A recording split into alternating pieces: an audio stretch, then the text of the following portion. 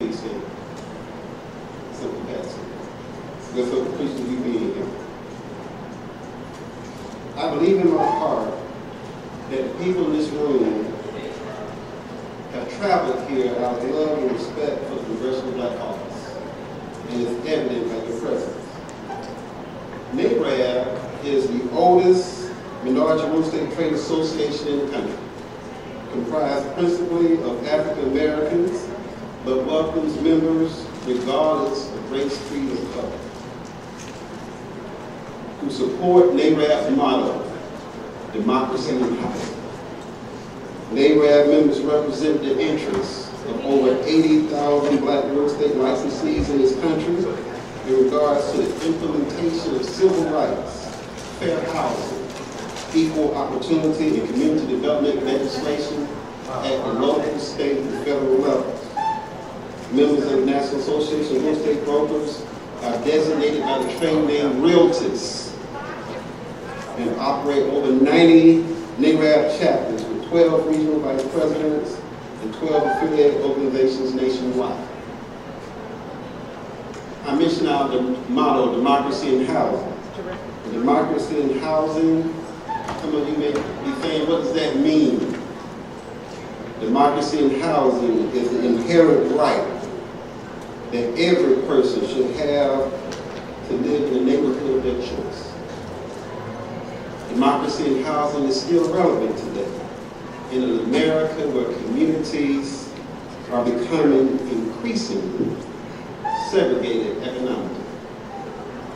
Even as we commemorate the 50th anniversary, the signing of the 50th anniversary of the Fair Housing Act of 1968, Realtors recognize there are still barriers to fair housing in this country. We strongly believe that fair housing is no longer only about having the right to choose the community where you live, but this belief has expanded to forming communities of opportunity by investing in neighborhoods and the people who live there. Fair housing has a role in fostering healthy people and neighborhoods, creating and expanding educational opportunities, as well as building neighborhoods that are economically diverse. Our organization is here to share our mission, which is to elevate the rate of homeownership in this country. We have set a goal of creating 2 million new black homeowners, which will increase the rate of homeownership for black Americans to approximately 54%, which will be the highest it has ever been in U.S. history. We believe we can do it with collaborative partners such as the National Baptist Convention USA, along with a plethora of other collaborative partners in this room. We hope that you find the information that we share today relevant, informative, and that inspires you to buy and share, to buy your share of real property in this country. That's what it's all about. Thank you for allowing us to share this time with you, and we look forward to sharing in a well-planned convention. I also have the esteemed pleasure of introducing a real trailblazer in housing, the distinguished Dr. Willie Gable Jr., a native of New Orleans, Louisiana. He received his doctorate in ministry from United Theological Seminary in Dayton, Ohio, a master's in divinity from Union Baptist Theological Seminary in New Orleans, a master's in public health from the University of Southern California in Los Angeles, and a bachelor's of science from Tennessee State University in Nashville, Tennessee. Committed to a life of ministry and community service, Dr. Gable is the pastor of the Progressive Church. He's only the third pastor in 121 years. That's stability. He is also the founder and executive director of the Dr. M.W. McCaleb Educational Fund, a nonprofit organization that offers housing, rental assistance, and tutoring to low-income individuals and families. Dr. Gable has numerous years of experience experience in the health administration field. He played an essential part in the building of the Pembroke Area Family Health Center and Health Department. He served as CEO. In 1976, he was recruited to Chicago, Illinois, as the administrator of Tabernacle Hospital, a 150-bed African-American church-owned facility. In addition, he was the fiscal administrator of the Nashville Model Cities Program in Nashville, Tennessee. His achievements in program development created an opportunity for him to join the Harry Medical College faculty to develop a new undergraduate program in health administration and planning. Dr. Gable has formerly served on many community boards. He's currently a member of the American Association of Homes of Service for the Aged, National Baptist Convention Housing and Economic Development Commission as chairman, and the National Conference of Community and Justice Legacy Foundation. Director of Faith-Based HUD National Baptist Convention USA and Gulf Coast Housing Partnership. He's the third vice president of the First District Missionary Baptist Association and the instructor with the Louisiana Baptist and National Convention of Congress of Christian Education. He has a wealth of experience. And I know what's most dear to his heart. He's married to Julie Christina Gable, and they have two sons, Joshua, which means Jehovah is generous, and Jehovah saves, and Jeremiah, which means may Jehovah exalt, and exalted of the Lord. So this man and his wife knew the destiny for their children. And so they have a purpose in life. So without further ado, I would like Dr. Gable to come in his own way and bring us remarks. Thank you.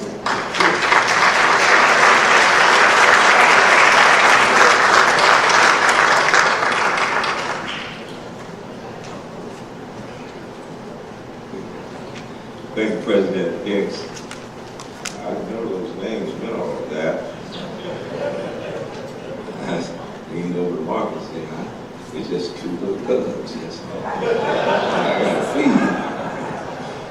But on behalf of the National Baptist Convention, USA, under the leadership of Dr. Jerry Young, and the National Baptist Convention Housing and Economic Development Commission, where I'm privileged to serve as its chair, and my good friend Keith Corbett, who's here right now as our treasurer. We bring you greetings, and we're excited about being here. Thank you for giving us the opportunity to join you for this most important, we think, discussion, and certainly to our distinguished guests who are on the dais, and to Congressman Meeks hosting this. Let me just say a few words about the National Baptist Convention Housing and Development Commission. The convention is endeavoring to envision the future as we go forward, exceptionally through offering opportunity to develop, purchase, and maintain affordable housing for our constituents and economic development in our communities. Not just home ownership, but actually more than owning a piece of the pie, but actually owning the recipe. The Commission is vigorously ascertaining its work in housing, economic development, and other relevant areas as Baptists that are capable, I believe, of building and not begging.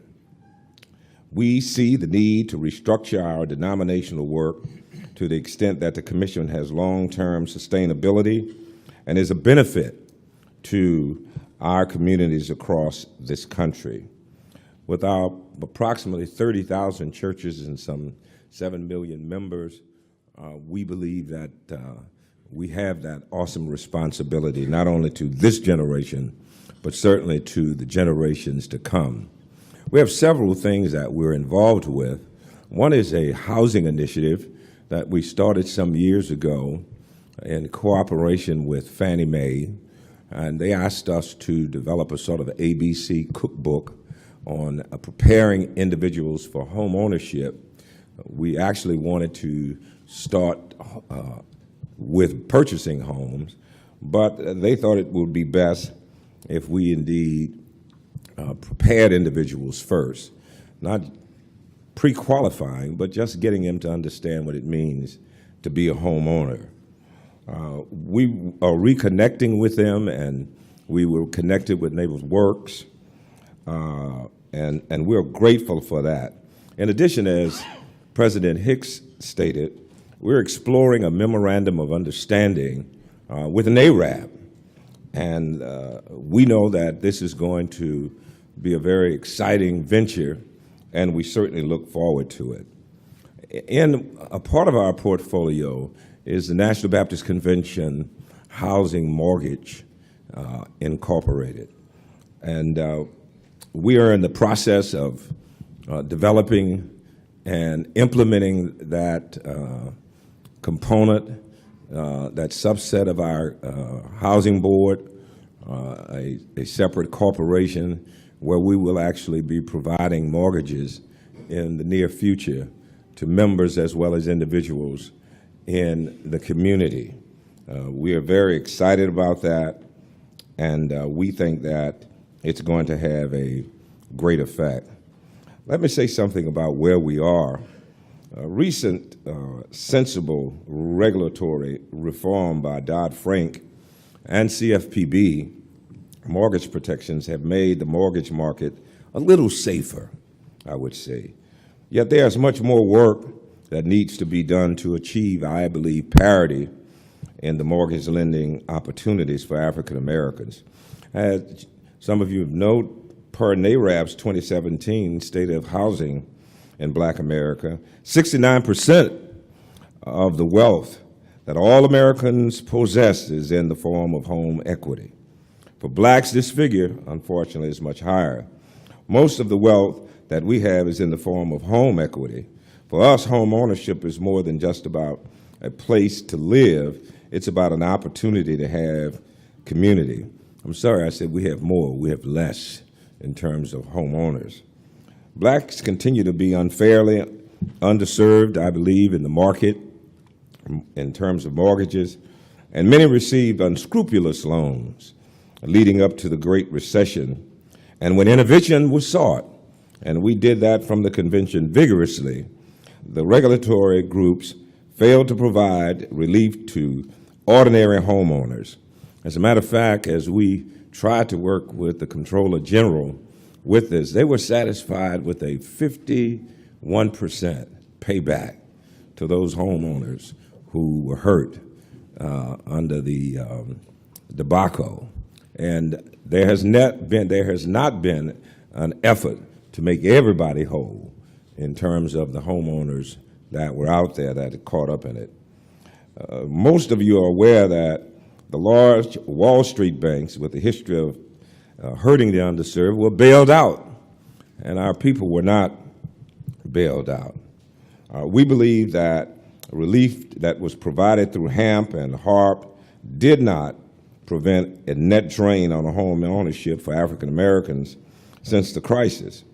The black rate of home ownership is down from a high of 49% in 2004 to 42% in 2015. It is morally, I believe, corrupt for there now to be an underserved group in terms of our community with mortgages.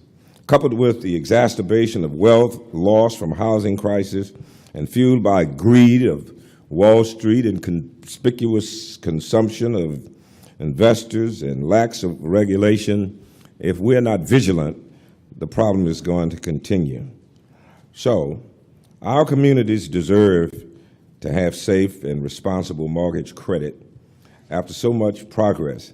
It is shameful, I believe, for blacks that are now facing the same rates of home ownership seen in the time of the passage of the Fair Housing Act in 1969, that they are still dealing with the unparalleled problems of not getting good mortgages. Urgent action is needed now to ensure that there are 2 million, and we think it could be 3 million with NARAB. And our president said we could do it in our convention with the number of members we have. So again, let me thank you for allowing me to share in this forum. I think you're going to be provided with a wealth of insightful information from these experts that are on the panel. And let me just say to you, our ultimate goal is to provide safe and affordable housing to all Americans, but most specifically to African Americans across this country. Thank you. Good afternoon. My name is Mark Alston. I'm the Public Affairs Committee Chair, the National Association of Real Estate Brokers, NARAB. Let everybody say restoration. Can I hear it? Restoration? Restoration? You know, while you were talking, I was thinking, you know, we need to restore the God back into everything that we do. You know, and if we're going to make this work, it's going to be because it's a God action. If we're going to get 2 million new black homeowners in the next 5 years, it's going to be because God says so. That partnership, that collaboration that we're going to do, that's important to the success of our endeavor, and it's important to our communities. If I'm not wrong, good afternoon, Congressman Meeks. We have our host, we have our honorary sponsor here, and we want to yield now, if that's okay. Is that now a good time for you?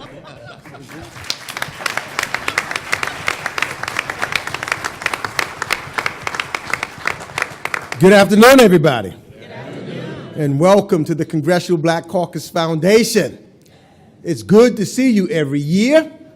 And we got a special treat before I give my remarks, because we've got somebody I want to make sure that we introduce you to. Because, you know, sometimes when you get new members of the Congressional Black Caucus, some people say they're new or they're rookies, etc. Well, we happen to have someone who's new to the CBC, but not new to politics, not new to home ownership, not new to money and finance and creating better opportunities for our folks. He is an individual who hails from the great state of Pennsylvania, the city of Philadelphia.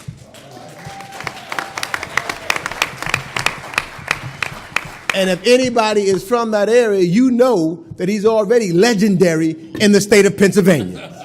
He is the one that runs, and we were looking to do things when we go to Pennsylvania. When he was in the state house, we went to this brother, Dynamite, my friend, my brother, and my partner on many of the committees that we are on within the Congressional Black Caucus, the Honorable Dwight Evans.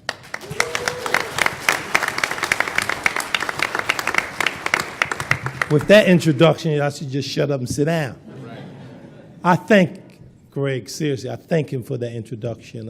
In the short period of time that we have developed the relationship and talk, it's all about wealth creation.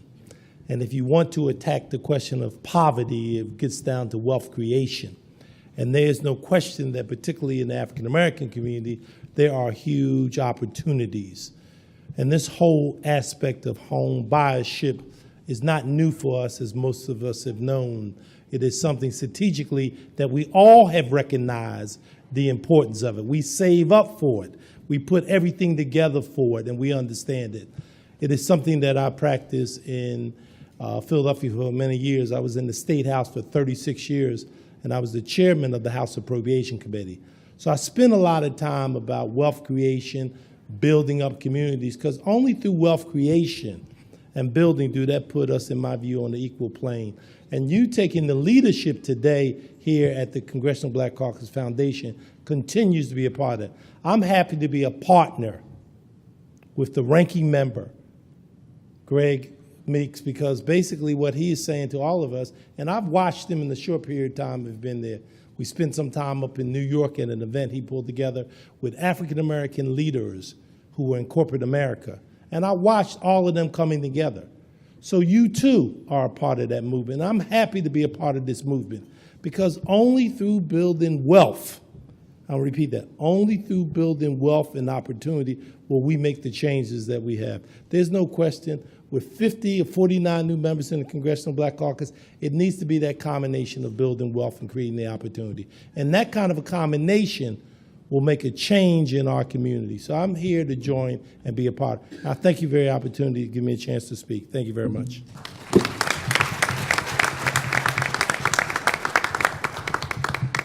I'm telling you, Brother Evans is dynamite. And, you know, so we don't want to underemphasize the fact that he was head of the Appropriations Committee, because you all know appropriations is where all the money flows through, and it decides where it goes and who should get it, et cetera. And we believe that, you know, sometimes it's difficult when you first come in here, but we believe he's headed on that track to the Appropriations Committee. Those of you who are old timers know that once upon a time, we had a member by the name of Lou Stokes. And Lou was the head of the Appropriations Committee right here in the United States Congress. And I can tell you, when I first came into Congress, Lou Stokes was there, and I came in a special election. And Lou grabbed me and says, look, I'm going to help you bring some money back home so that you can help create some wealth in the community to make a difference. That's how important that is. And, you know, you should know that on that committee now from the CBC is Barbara Lee. And so my sister's dynamite too, and she's working hard and doing everything that she can for us. Let me first thank your president, Brother Jeffrey Hicks, for his leadership in doing and bringing us together today. Brother Hicks, we appreciate you because leadership is tremendously important, and you are leading a mighty important mission. So we thank you, and my brother and my friend, my frat brother, Brother Thompson, Antoine Thompson, your executive director, who I knew when he was a state senator in the New York State Senate. Antoine, thank you again for what you do. Brother Alston is here all the time doing what he has to do. You know, he's talking about the public relations. He knows how to deal with the PR and get things done. And we appreciate him and all he does. And I've got to give another shout out to, I don't see her, but she is the chair of the New York City Housing Authority. Is she here? Oh, I got to give her Shola Alatoya. She is our chair of the New York City Housing Authority in New York. And then one other person I got to give a shout out to, because, you know, some thinks that she is in Washington, D.C. because of me, but really she's here because of you and what you do, because she is an assistant commissioner at the New York State Homes and Community Renewal. She works there and tries to make sure that people are getting into their homes and or with rent, making sure they're paying the appropriate rent. And so she's not here because of me.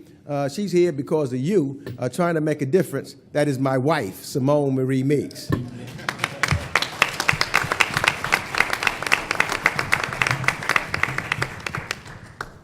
So, you know, it's always an honor for me to host the National Association of Real Estate Brokers and all of you, its members, and all of the housing advocates during the Congressional Black Caucus Foundation's annual legislative weekend.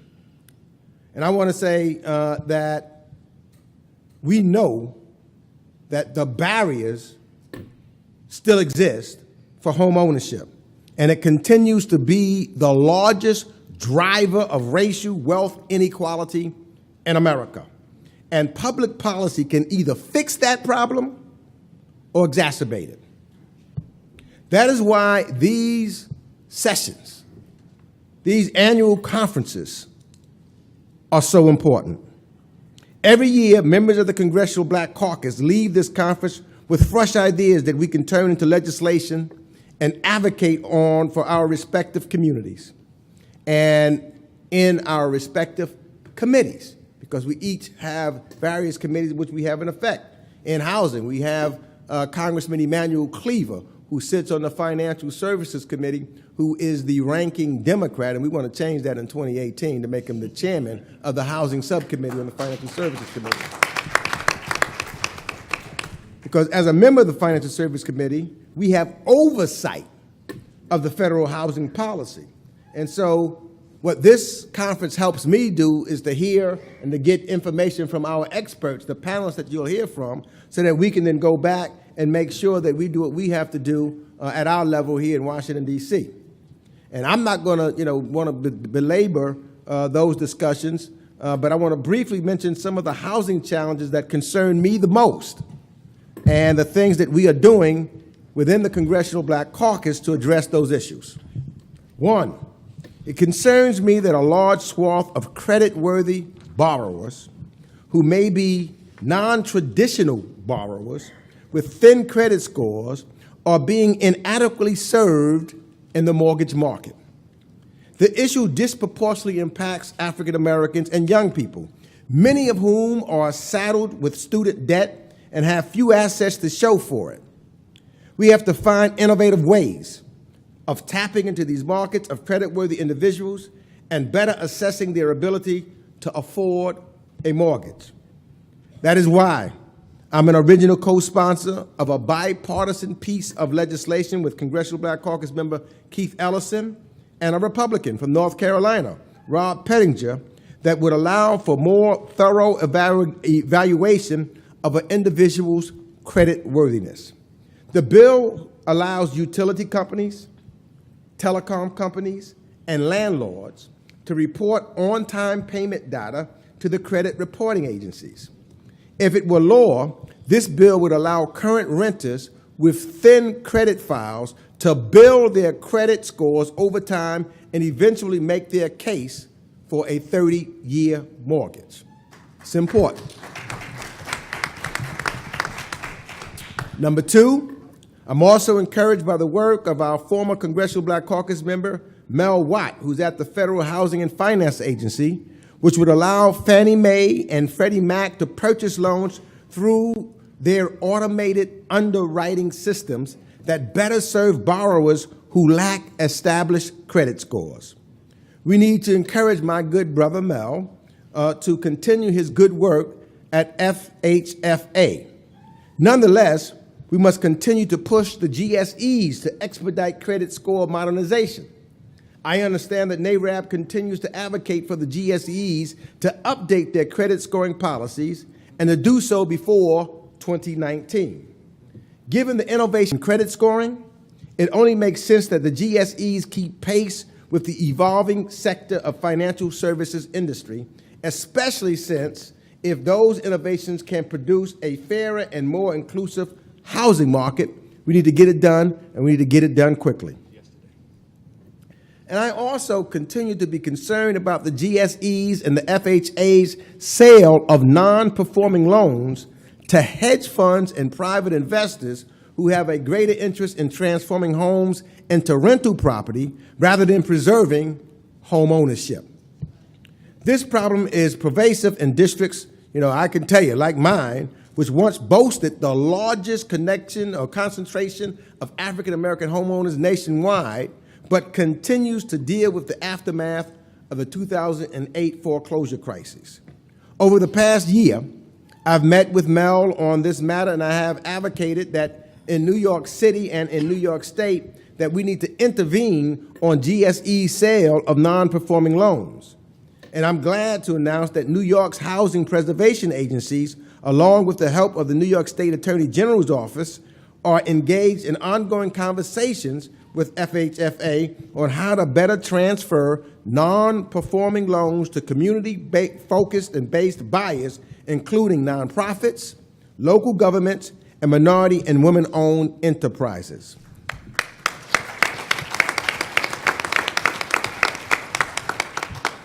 So, New York State sent a letter in July memorializing all of these conversations, so we're really moving on, and the letter then went to FHFA to require that non-performing loans in its community impact pool only be sold to community-focused groups. And as of now, non-performing sales to such community-focused groups are encouraged, but not required.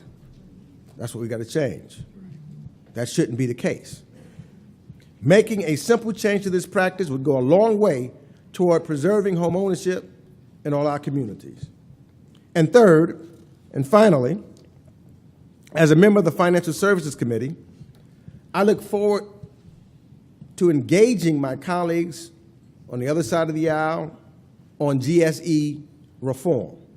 I'm very concerned about proposals that totally eliminate GSEs and the government guarantee. These proposals concern me more today considering the current makeup of the White House and Congress.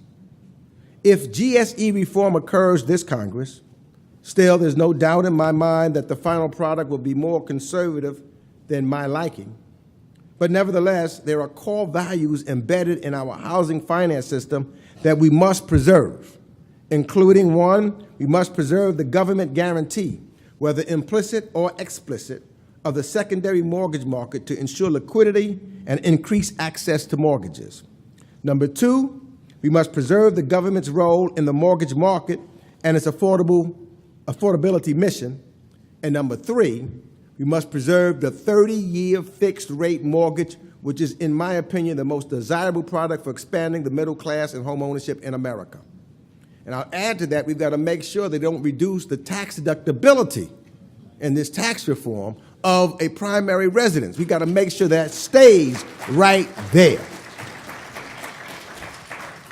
So I'll continue to fight and to work with you because I still believe, and some of you might have heard me say this before, that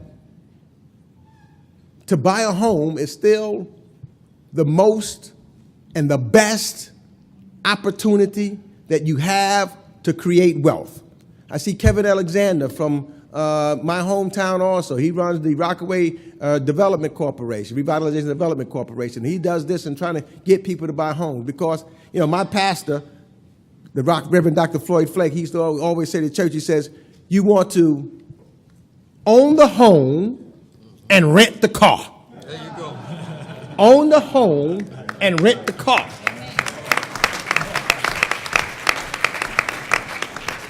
And why is that?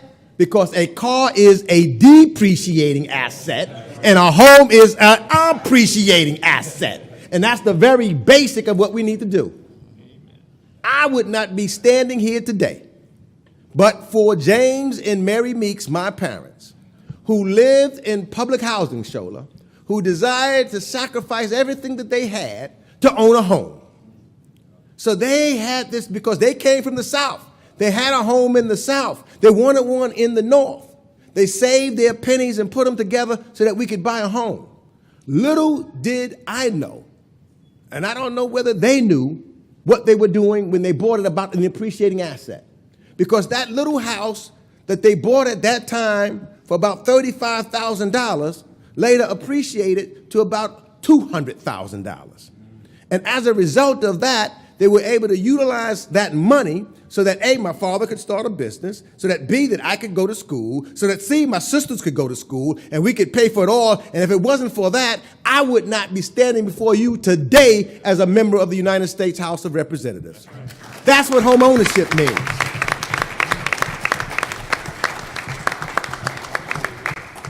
And so, my brothers and sisters, again, I welcome you to this conference. And I say to you that you are the key. NARAB, we're going to work lockstep, arm in arm with you, because you are the key to creating wealth in our community and making sure that we understand and get forward with economics. Because I say this, and I end on this. We are in what I call the second phase of the civil rights movement. The first phase was making sure that we can get 49 members of the Congressional Black Caucus. But the second phase of the civil rights movement is economics. It's about money. See, when you talk about empowerment, you got the 3 E's. You have to educate us. You have to have money. Economics equals empowerment. We will never be empowered if we don't have any money. And home ownership is the way that we get access to money to make a difference. You, by doing what you do and advocating home ownership, you're creating an opportunity so that we aren't going to go back. We don't need to make America what it was. We're going to make America what it's going to be. That's better for all. Thank you. God bless you.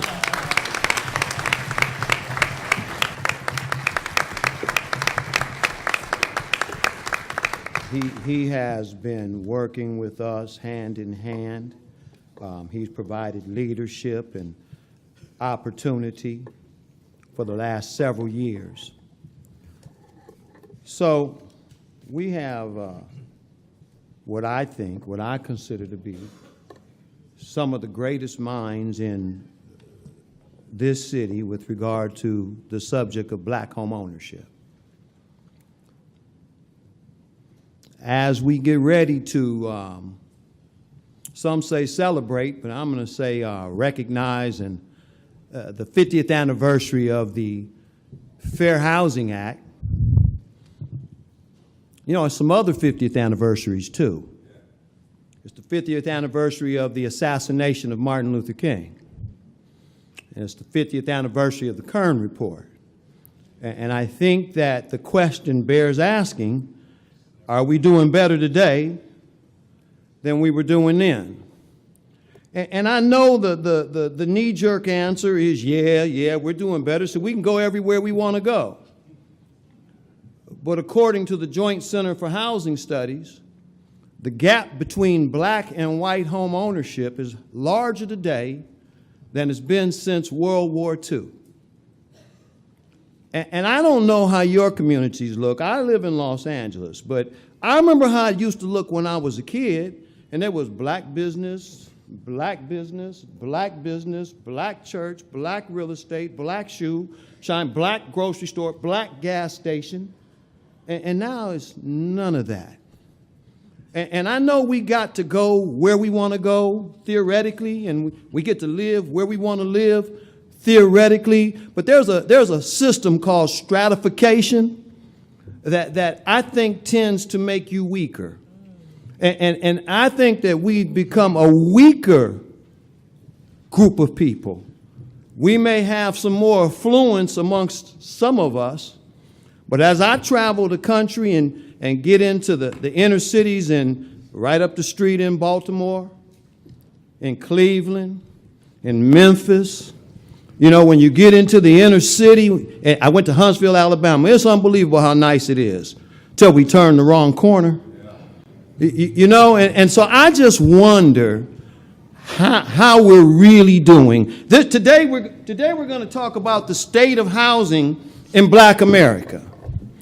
Now, I believe, I'm a business owner, and I think in order for any business, and in order to move forward, you got to do a fearless and thorough inventory of where you are right now.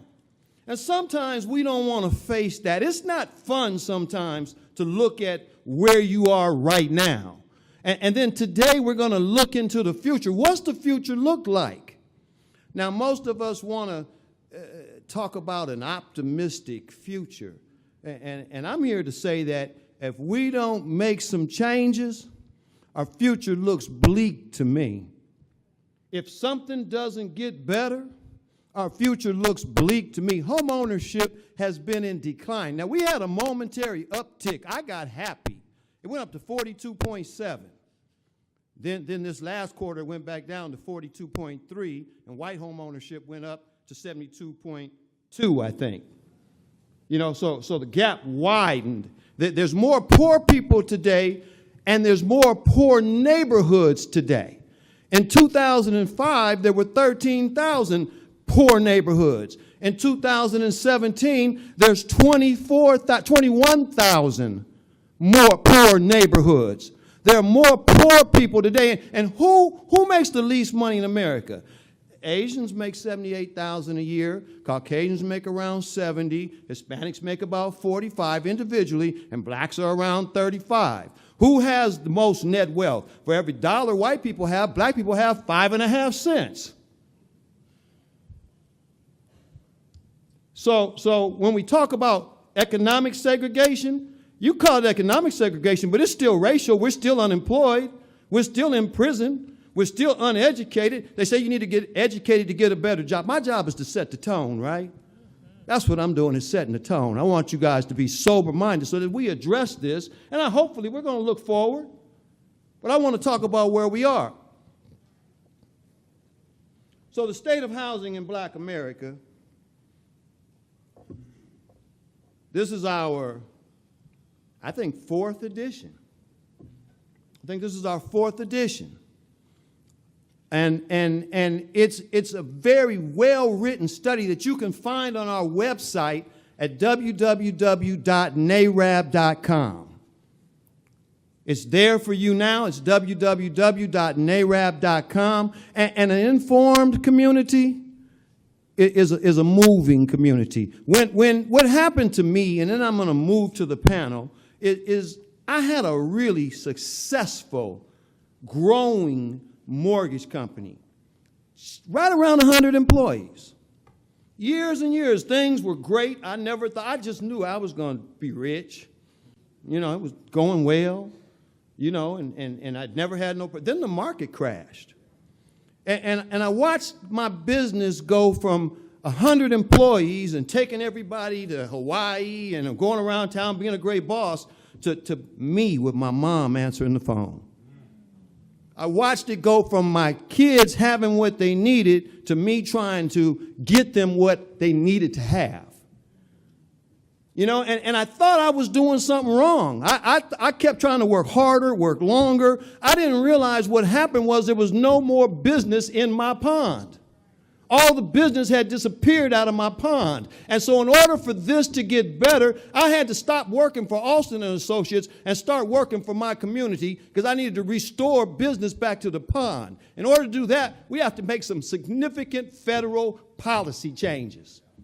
So I've gotten on the plane and come to D.C. and gone home and have my lights turned out because I made the decision that this was the important thing to do for my future and for my kids' future. That's why this is important. That's why black home ownership matters. So on this panel, I'm going to stop there.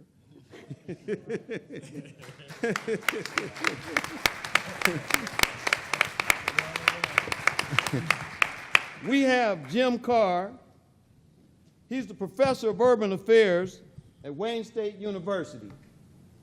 We have Maurice Jourdain Earl, who's been my friend. He's the managing director of compliance tech. Any data I know is because I learned it from Maurice. Lisa Rice, the executive vice president of the National Fair Housing Alliance. Mr. Ray Carlisle, the president and founder of the National Investment Division, a housing counseling agency. Ms. Nikitra Bailey, the executive vice president of the Center for Responsible Lending. And Mr. Larry Parks from the Federal Home Loan Bank, vice president of the Federal Home Loan Bank. This is a great panel. Thank you, guys. So, Jim, you're the author of The State of Housing in Black America 2017. Can you kind of give us a synopsis and understanding of what's going on? Absolutely. So, first of all, let me just say, turn this mic up. Please. So, much better. Thank you very much. First of all, let me just say I'm honored to have been asked to write this report again this year. Anyone who's known any of the leadership of NARAB knows these are no-nonsense, in the streets, know everything about the housing markets inside and out. And so for them to pick me as the person who they think can bring a lot of these issues together, add some analytic tone to them, some credibility such that they're read and paid attention to by policymakers and regulators in particular, it's a real honor. And I have to say that in creating the report, it's a real walk through fire, as people like Mark give that same speech on the phone while I'm trying to figure out a percentage point in an LLPA, and Mark is like, hallelujah, you got to get it right. So let me just say that Mark and Congressman Meeks lit the room on fire. My job is to give you some stats, so I guess my job is to now bring the water. So let's start with the first slide. That's the second slide, or the third. That's we too far down.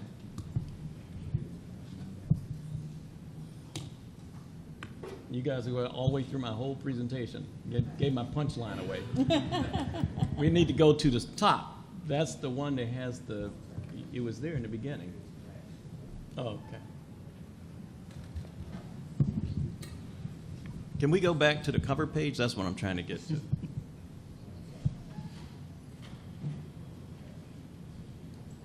Let me just start off before the cover page comes on. You'll see it. The graphic shows wealth inequality in America. I don't want to focus on this. In fact, I'm not going to focus on any stats for long. I'm really going to tick through them because we have so many speakers who are going to elaborate on the substance. It would really help me if you guys could get to the first slide, though. The reality of it is, as Mark pointed out, and even Congressman Meeks, is that home ownership is the #1 driver of wealth in America. It's not just for black people, it is for all Americans. And one of the things we have to be concerned about is when we hear people say, mostly economists, we need to rethink home ownership. The only thing we as black people need to rethink about home ownership is how to push our numbers up. And we do not need to be thinking about it's not necessarily important. And one of the things I've started doing is when I'm on panels with other economists who talk about the need to rethink home ownership, my question to them is, are you a homeowner? And the reason I ask that is because they're not rethinking their home ownership, they're rethinking our home ownership.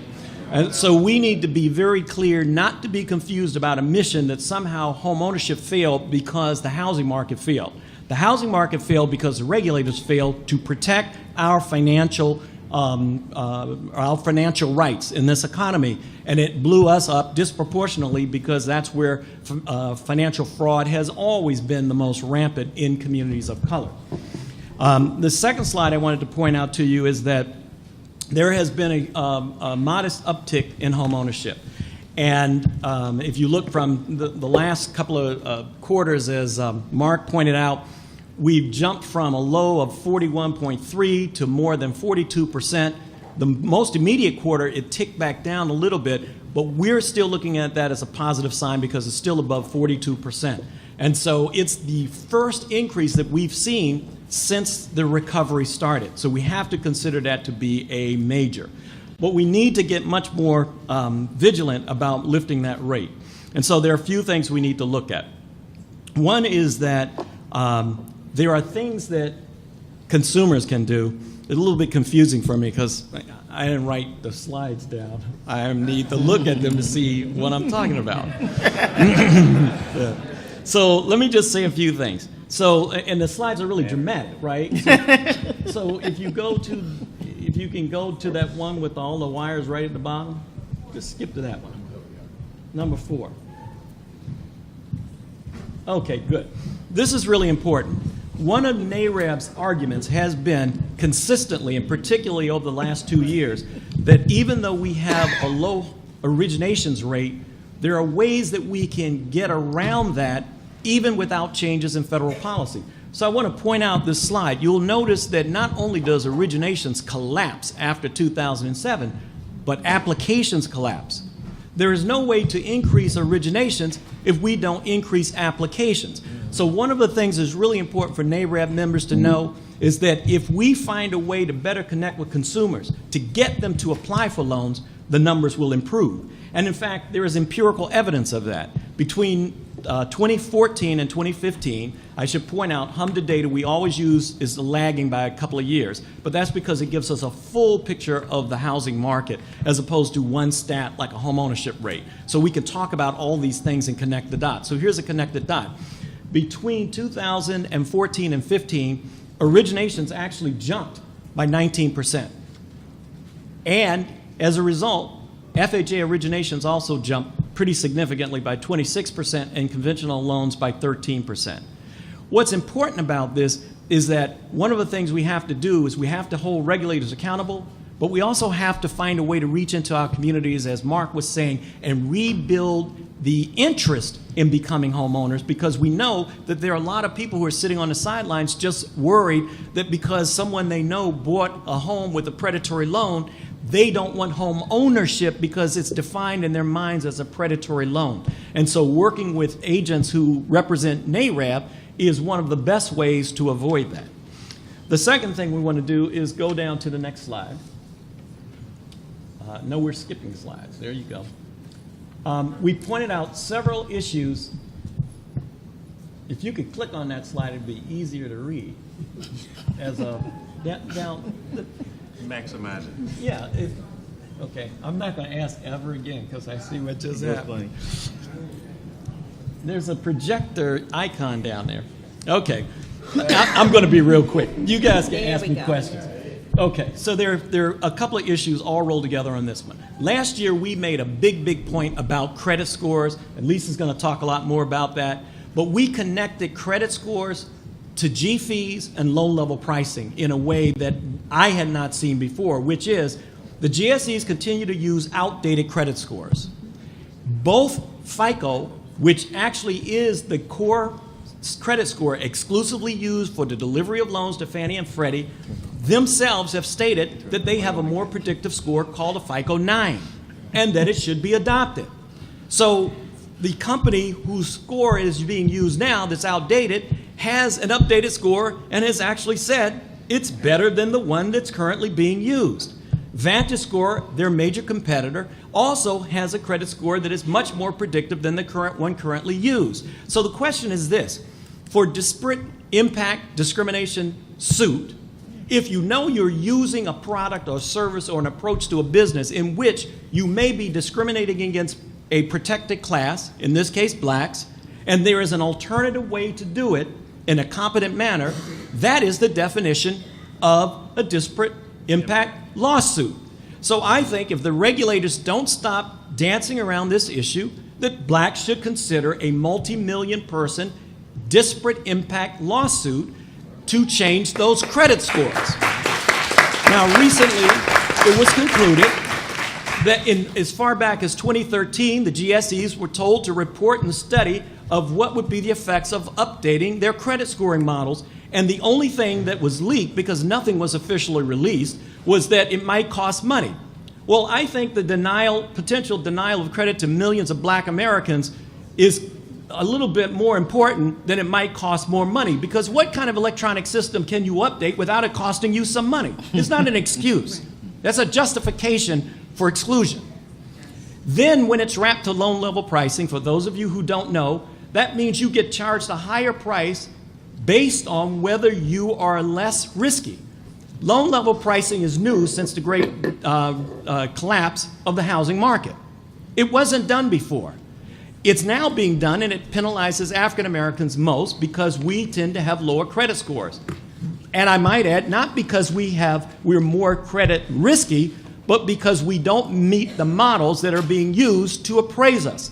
So if we're then being charged on an outdated model, that should be part of the disparate impact lawsuit. So I'm going to leave that and let Lisa pick up on that. NAREB pointed this out last year, and the GSEs have responded a little bit. They are now using something called trended data. And the trended data, Lisa may point that out. I'm not going to talk about it except to say this. No matter how good are the internal models that the GSEs use to credit, evaluate, and approve a borrower, here's the problem with only allowing the outdated FICO score to remain the only score that can be delivered by lenders, because that is the first cutoff point. And if you fall below their threshold based on that outdated credit score, you don't ever see the more sophisticated models being used by Fannie and Freddie if the lender just simply dumps you and says you're not qualified. The other thing is that they have created two programs, and that's what I want to put up there.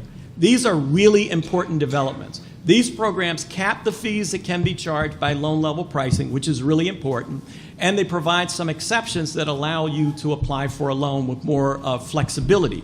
So this is all good, and it's useful. These programs, people can qualify if they make 100% or less median income, area income. The shortcoming of this is that if you happen to be above the median income, you're not eligible. And here's a problem for African Americans. The fact that you have higher income doesn't mean your credit score is good. Because of historic interactions with the credit markets, the fact that you have a high salary doesn't mean you have a long and historic relationship with traditional financial institutions. And I might point out that in Prince George's County, which was ground zero for foreclosures in the state of Maryland, that was the highest income black community in the country, right? So we need them to get serious about changing the credit scores. We need them to eliminate loan level pricing, which was never used before, and it disproportionately penalizes people of color. And we need to adjust their G fees back to covering risk and not lowering the federal deficit. Now, the next slide, and then I'm just about done. Can we go? There you go. Okay, so this slide is also important. One of the things the GSEs also have done, although it wasn't a particular focus of NARAB, was increase debt-to-income ratio over the last year. This is really important because debt-to-income ratio is one of the largest reasons for rejections of African Americans. So if you'll notice that, it's now an opportunity for us to actually qualify people with a higher debt-to-income ratio. So we may see, and the reason we're feeling positive about this plus 42%, is that with the DTI and these new special programs, we could see the homeownership rate rising further, and we're hoping to be able to see that. But you'll also notice that there's another bar there, which is withdrawals and incomplete applications, which are also higher for African Americans, for blacks. One of the things we need to do is study more closely why is it that blacks have a higher propensity from pulling back their application or just simply never finishing it. And one of the reasons might be, or several of the reasons might be, one, they just don't understand all the data that's being asked of them because the documentation to buy a home now, it can be overwhelming. It always was, but now can be crazy. The second thing is they may not know, they may not have copies of it and therefore think those documents don't exist, which they may in some kind of electronic form.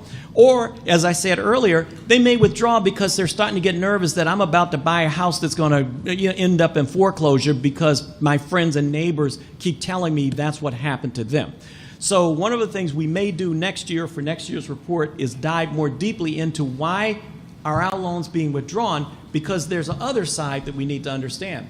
They may be being withdrawn because the lender doesn't want to reject them and doesn't want to show a rejection on their account, and so on their HMDA data. So they simply say, you're not going to qualify. It'd be better for you not to get zinged on your credit score, which is not true, not to get zinged by applying for a loan you won't, that we'll ultimately reject. Or they may simply just have no compatibility with the borrower and turn them off, make them nervous about the application process. So we need to do some research, and I would like to be able to do that, looking into what's happening there, because between that and greater outreach for application, we could go a long way to reaching that 2 million net new homeowners without changes in federal policy. And the final thing, I think I just have one more slide there. This is a quick point here. As you can see, blacks continue to disproportionately rely on independent mortgage lenders. This is not a problem per se. It's good that they're actually filling the role of the big banks backing out.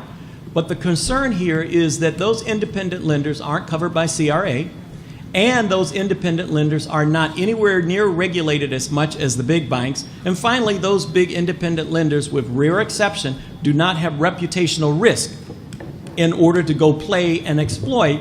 It doesn't really matter that much to them because the public really doesn't know their name. So we need to keep an eye out on this. I'm not saying it's a bad trend. I'm saying it's a trend that is concerning. And then the final slide is looking at the future of urban America. So you know, that's Verizon Center, that's right downtown. One of the challenges we're facing, and it relates to this distressed property issue, is that even the most distressed cities, in Detroit, where I teach, are coming back. They're on steroids. In Washington, D.C., you now see white people walking their dog at 12, 1 in the morning on U Street and 14th. Yep. I got to say, hallelujah. When I moved to D.C., well, you know what was on the corner of 14th and U, right? It wasn't anybody walking a dog. So, it is not in the traditional sense.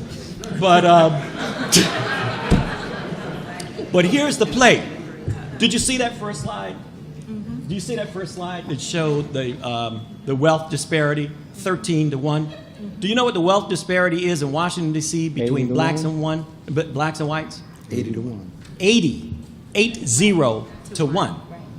For every $1 of wealth held by a black person in Washington, D.C., the recovering city with the nationally lower black unemployment rate, the national black unemployment rate, and one of the highest educated black populations in America, for every $1 a black person has, a white family has 80 of them in wealth.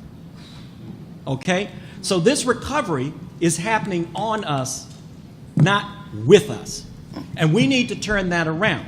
because what's happening is our neighborhoods, in part fueled by federal policy that has given so much of a position to Wall Street investors to convert home ownership into rental housing, in which we not only are no longer homeowners, but in fact we are renting from Wall Street, and watch where those rents go, up and up and up. And we won't be renting those places, because ultimately they're going to be rehab, refurbished, and they're going to be an upgrade, upscale market. And we are already seeing signs of greater concentrated poverty as blacks move further away from the centers of cities and out to the dying suburbs. So this is an issue we gave a prelude to in the end of the report this year.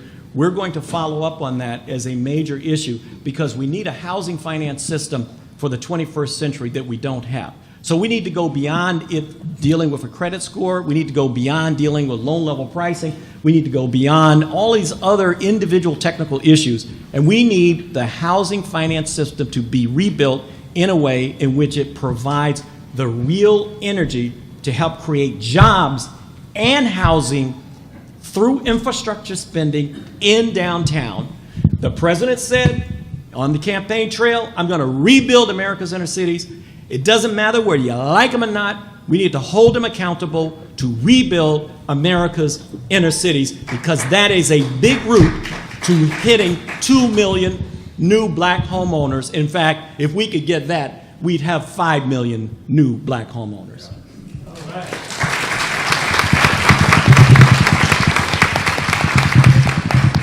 right. Thank you, Jim. I call the loan level price adjustments the poor pay more fee adjustment. Exactly. So we have And Mark, can I make just one comment about that? No. Because it's really important. No, exactly. Let me tell you about risk-based pricing, because you really should be upset when you leave here if you don't know what it is. If you pay more for credit, here's the quirky thing. You're going to default more. So if you're, just for an example, if you're paying 10% and someone else is paying 5%, what class of people is likely to fail first? It's the 10%. So we fail greater, and then it's rolled back into our credit scores that we failed at a greater rate. But here's the problem. We're failing on predatory credit, and we're being compared to people who are failing on the lowest cost credit in the market. Loan level pricing is discriminatory. It needs to be purged, and the only way that will go is if we sue. Thank you, Jim.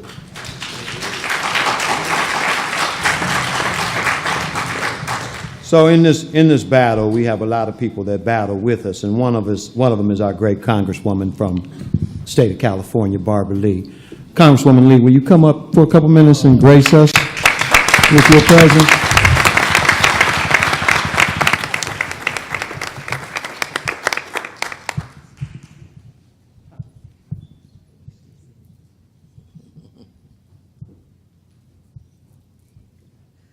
Good afternoon. Good afternoon. First, let me thank you so much for being here. And in once again looking at the 2017 State of Housing in Black America, I just have to say NARAP continues to, as we say in California, stay woke. So thank you very much for staying woke. Let me, of course, thank Jeffrey and Antoine and my fellow Californians who are here, Ray and Larry and Jim and all of you for, again, bringing your brilliance, your experience, and your background to us here at the Legislative Weekend. Because now more than ever, we need you. We need new thinking, as you just said, Jim. We need out-of-the-box thinking for new solutions to this housing crisis, which really is a crisis and a real moment now where we're losing many of the gains that we have made, and we're not going to go back. And because of you and because of bringing this to us each and every year, we're going to find ways to make sure that the black community not only recovers from the subprime crisis, but moves forward. Building wealth through home ownership, I mean, that's 95% of African Americans, that's the only pathway into sending our kids to school or college, starting a business, living the American dream, whatever we so desire. If we don't have a place we call home and that we own, many of those paths to the accumulation of wealth are shut out and shut because of historical and systemic racism, and we know what that's about. And so the state of housing right now in Black America, it really is dire. Now more than ever do we need comprehensive solutions, and we need new solutions. A couple of things I'd like to remind, some of you have heard this story before, but my grandfather, I was born and raised in El Paso, Texas. My grandfather was the first African-American letter carrier in El Paso, Texas, and he taught us from, I can remember when I was 2 years old, never to rent. He said, you always must own your own home. So we owned our own home. And we lived with my grandfather. And when we moved to California, the first thing he did, he told my mother, you've got to buy a house. We're not going to rent. My mother raised 3 girls. My dad was in the Army, 25-year military. And so my father moved around a lot, but we stayed at home. And when I grew up, I knew no option. I mean, home ownership was kind of what you do. If I was going to do anything in life, go to school, have a family. And I felt on some very difficult times, though. And I ended up on public assistance, food stamps, welfare, Medicaid. In fact, we got to fight to make sure this Affordable Care Act is not repealed. We need to do that like this weekend. Call your members of Congress and tell them no way on this Cassidy Graham deal. But so I was there, and my government then, this was in the day, had a HUD, some of you may remember, I think it was HUD 235 program, where myself, young single mom on public assistance, I could buy a house. My first house cost $19,475 in Maxwell Park in Oakland, California. And I have to tell you, because of that opportunity that the government provided for me, I was able to go on and finish college. I was able to send my kids to college. I was able to start a business. I ended up hiring 350, 400 people. And I share that story because it was that one investment in that one little house that allowed me to do some of the things that I have been able to do. And I want that for everyone. I want that for our children. I want that for people who are living below the poverty line. I want that for low-income people. I want that for middle-income people. Everyone should have an opportunity to own a house or a home, someplace that they've invested in. And so your work, it has got to continue. I mean, I feel this sense of urgency with regard to what NARAB is doing now because, we've got to figure this out because the next generation won't have those opportunities that we all had. In California, and I just have to close with this because sometimes people think that the Bay Area or California, we've figured it out. But it's just the opposite, quite frankly. The latest census, Ray, did you talk about the latest census in the Bay Area came out? Now Black household median income rose by only $960 in the last few years to the median income of African Americans is $46,000 in the highest home ownership market in the country. $46,000 compared to white households, which grew from $98,000 to $106,000. And so this gap is huge. And it's huge in states where you think that we've figured it out. And so we need you. All of us need you throughout the country. And I know the members of the Black Caucus, Congressman Meeks and Evans, Congresswoman Waters, all of our members, thank you for what you're doing to help us at the legislative level and at the policy level figure this out. Because you are the wind beneath our wings. And I just want to say I appreciate you being here. I appreciate so many of you coming out because we must stay vigilant. We must fight hard now, given what we're faced with this administration. I serve on the Appropriations Committee. 13% cut, HUD. We have a Secretary of HUD who wants to dismantle the agency, really, and supports a 13% cut. That's a shame and disgrace. So I won't go there, but I have to go there anyway to fight for equality and justice for African Americans in the entire country. So thank you again. Stay woke, stay vigilant.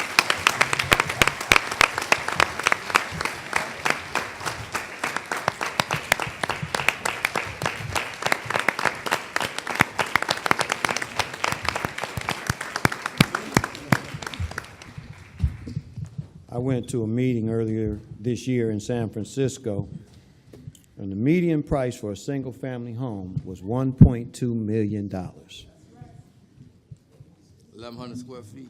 Yeah, wood frame. Thank you, Congresswoman. Thank you for your help and your support, and we support you. Thank you. So Jim talked about credit and credit scoring and how important it is and what the score means in terms of pricing and availability to get an approval.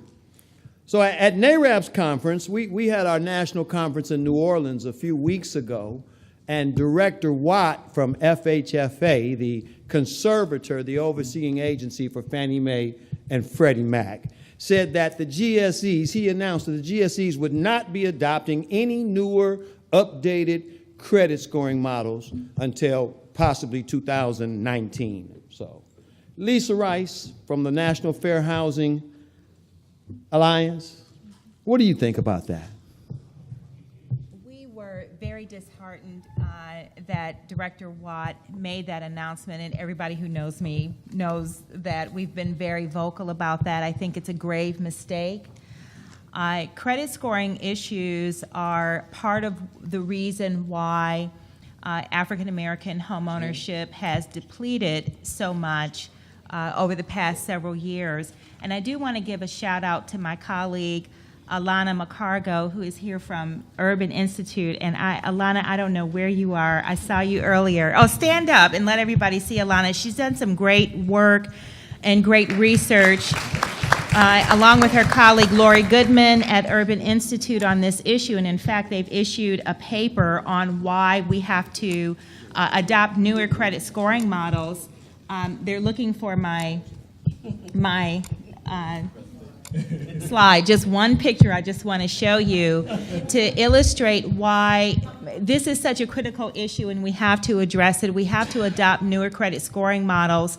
One of the major reasons is because of institutional racism in the financial credit system. The United States has today and always has had a dual financial market. We have a dual credit market. It is separate and unequal. And unfortunately, borrowers of color disproportionately access credit in the non-traditional credit space.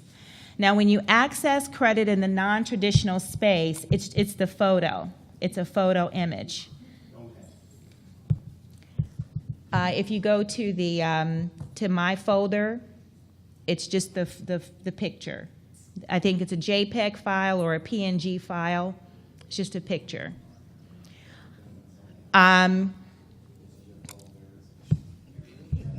There's they see it. It's right there. Boom, snag it. Go to the one above it. Just leave it up. Maybe it'll load after a while. No. No, that's not it. It's the picture. Go back. Sorry, click that one. What does that file say? I'm sorry, I can't see. What did it say? No, it's not the video. It's the picture. Okay. I apologize, but what I wanted to show you is a picture. You know what, Guy? I sent it to you in your email address, so you can pull it from your email address. It's a picture of Chicago, Illinois, and what you see is a racial overlay. So it gives you the racial demographic for the city of Chicago. You can see where consumers of color live. And unfortunately, in today's communities, we live in hyper-segregated communities. Can I tell you that we are more segregated today than we were 100 years ago? And that residential segregation is not a function of people making their own sort of personal choices about where they want to live. No, it is a result of de jure and de facto, private and public, government-sponsored policies that created and perpetuated residential segregation in America. What that did was set up a ripe opportunity for people to starve communities of color and then oversaturate predominantly white communities with opportunities and amenities and services. And so the photo that I had wanted to show you, and hopefully it's coming up, is a picture that shows you where alternative financial services providers are located in the city of Chicago. And you'll see that there are a plethora of them in communities of color. The converse of that is that there are a dearth of mainstream financial institutions, there it is, mainstream financial institutions in those same communities. So those communities are starved of credit. They're starved of credit in terms of being able to access the primary market. Now, why is that a problem? It's a problem, A, because where borrowers of color are accessing credit happen to be with service providers who do not report your positive payment information to the credit repository bureaus. That is why African Americans and Latinos are disproportionately represented among those who are credit invisible. In other words, those who don't have a credit score. It is also why African Americans and Latinos are disproportionately represented among those who have lower credit scores, because the perverse arrangement there is that the same credit, those financial service providers that you see that are hyper-concentrated in communities of color, while they don't report your positive payment information, your negative payment information is reported. And I think Nikitra may talk a little bit about some of the perverse business models that these operators have, because can I tell you that their business model is designed to make you go into default and delinquency so they can extract more fees from you. Yeah. So it's the predatory situation that Jim talked about earlier. So what we have to do is create portals of opportunity so we can transport people from the alternative financial space into the financial mainstream. And if we keep using outdated credit scoring mechanisms based on 1990 data, which is replete with all kinds, it's fraught with discriminatorily tainted information, we're never going to enable people to make that transition. What I like about the more recent credit scoring models like VantageScore 4, FICO XD, FICO 9, okay, but I like FICO XD a lot better, is that they allow for the incorporation of non-traditional data like rental housing payment information into the database that goes to generate those credit scores to help folks who use non-traditional data, credit, like your rental housing payment, like your cell phone payment, like your utility payments. It allows for that information to be infused or drawn into the development of your credit score, and it gives you a better shot at A, getting a credit score, and also B, getting a higher credit score. Now, one of the other developments, and I'll stop after this statement because I really would like to have more of a discussion about this issue. One of the developments that we did applaud is that the GSEs are using, they've made changes to their automated underwriting systems that allow loan officers to directly import non-traditional credit information into the automated underwriting system. And I'll leave it up to my colleagues to explain to you why that is so important. Yes, you can use non-traditional information if you're manually underwriting a loan.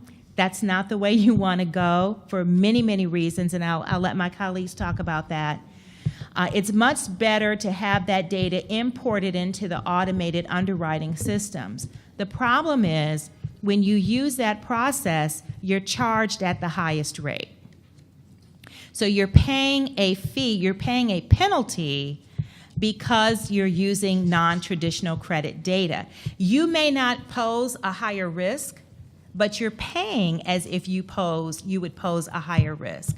So what we're doing is we're pushing Fannie Mae and Freddie Mac to perform analyses that show For folks who use non-traditional credit information, if they don't actually pose a higher risk, we're telling Fannie and Freddie that they should be appropriately pricing people who use non-traditional credit data in the underwriting process so that those people are not paying a penalty. And I'll stop there. Thank you, Lisa.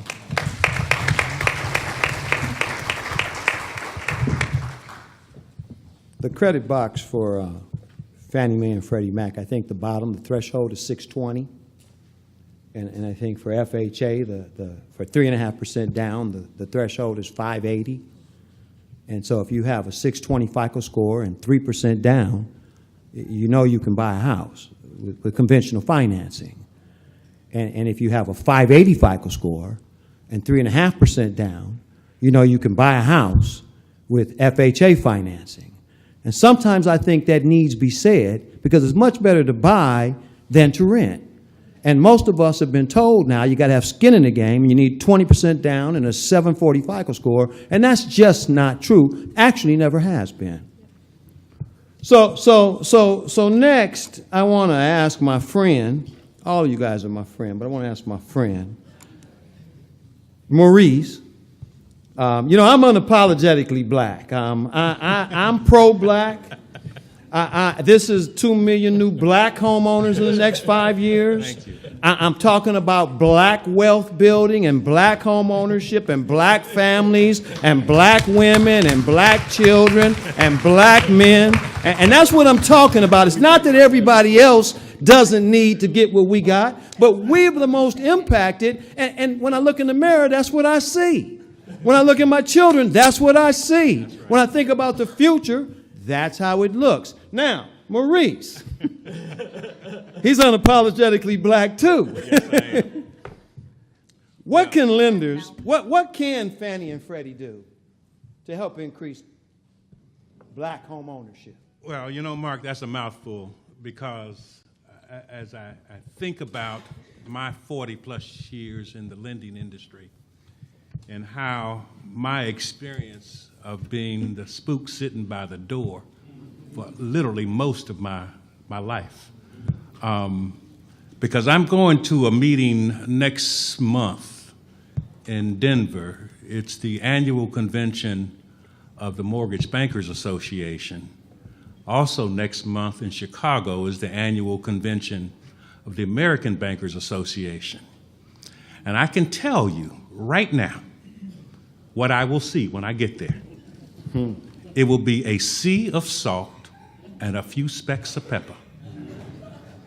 The mortgage delivery system, the finance system in this country is so diabolically white that it's impossible for the mechanism to change its direction and its course and get enough tentacles to go into the communities that don't look like them.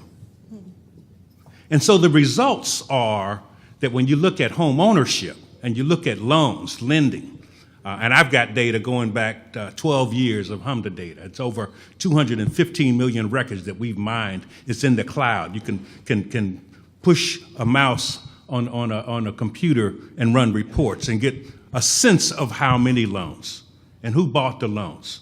Was it Fannie? Was it Freddie? What was the race? We've got all this data. And so the numbers, the average white share of the market today is 78%. 78% of all the loans over the last 12 years went to white people. 75% of those people were middle and upper income. 86% lived in middle and upper income census tracts. And more than 69% of those loans were made in predominantly white neighborhoods. Those are neighborhoods that I define that were less than 30% from people of color. So that's where the money has been going.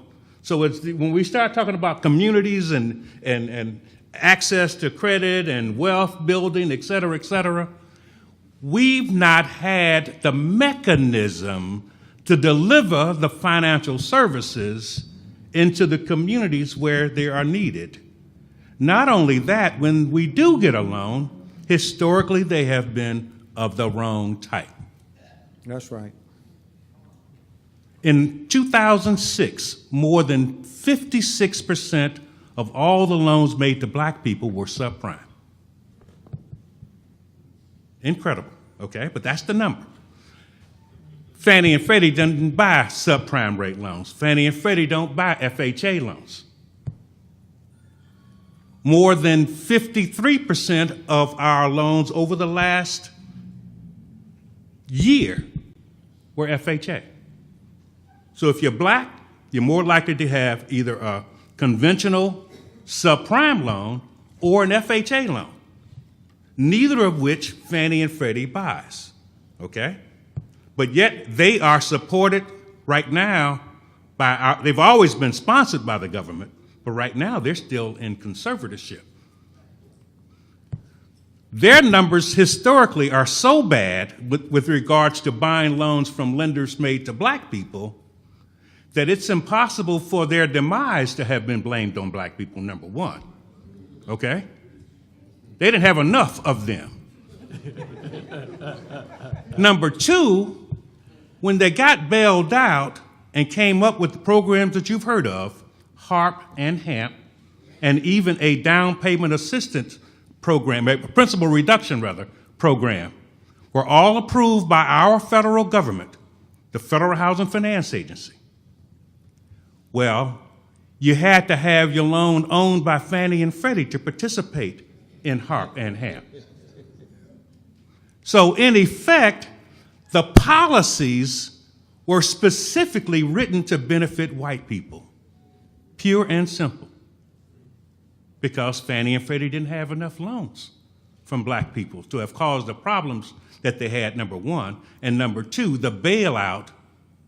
The prerequisite was the loan had to be owned by Fannie and Freddie in order to participate, okay? So if we're going to change this thing, the thing has to get changed intentionally. Currently there are discussions right now about GSE reform, and the GSE reform is calling for greater affordable housing goals and other goals to be established for Fannie and Freddie. Well, those goals have always been there, but we still have not received the loans because the lending industry is not diverse enough. So if there is a push that we can begin to make, we can talk to our young students, young adults, to look at the mortgage finance business, to look at the lending industry as a career objective, so that we can begin to learn more about how this thing works, so that we can deliver the types of financial services that our community needs in order for it to be established and to get those 2 million homeowners. Because I'll tell you right now that the black share of Fannie Mae and Freddie Mac, I'm going to tell you the number, and it's a scary number. The black share over the last 12 years for Fannie Mae, they've bought 4% of the loans that they have bought were from black people. Did you hear what I said? 4%. Freddie Mac is even worse. The number is 3.3% of all the loans that they have bought over the last 12 years were from black people. And I will also say this, that while the white share is 80+% for both of those agencies, the Hispanic share is 7% for Fannie and 6% for Freddie. The Asian share is 6.8% and 6.5%. So of all the people of color, black people are at the lowest of the primary racial groups, okay? And while I can point fingers at the industry for not being diverse, I can also point fingers at us because we got to get our act together to demand more. We've got to step up to the plate and demand that our kids go buy a house and rent a car. That's right. Okay? It's there for us, and there are tools today with education that we can take advantage of things, but yet at the same time, I know that it's going to require our advocacy work And Jeffrey Hicks, you got some work in front of you, okay? Because democracy in housing starts, okay, by sitting at the table, and NARAB has a seat at the table. You've got data, but now you've got to ask, because if you don't ASK, you won't GET. Thank you.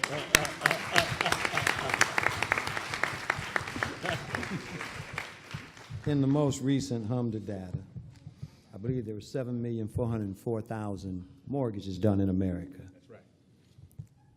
5,116,000 of those were were white. 683,000 of those were Hispanic. 390,000 were Asian, and 379,000 were black. We're sitting at the bottom of that pool.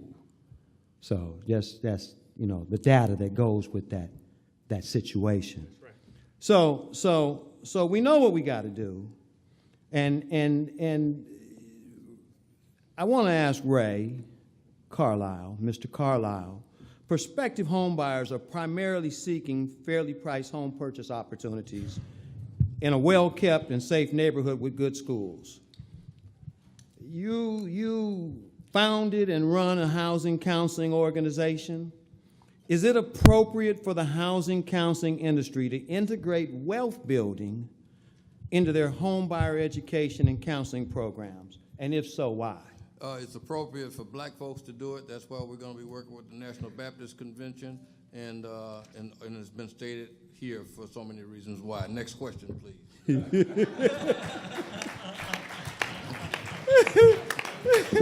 Over the next 20 years, the housing counseling industry has gravitated toward providing predominantly telephone and/or internet-based as opposed to face-to-face housing counseling services to help serve more people at a lower overall cost. Is this a good approach? The best approach is to what we do, face-to-face counseling.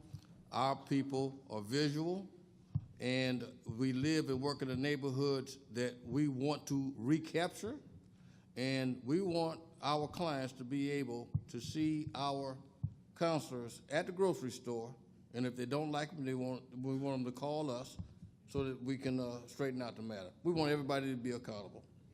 So face-to-face counseling, the telephone counseling, we'll provide it. Internet counseling, we'll provide it.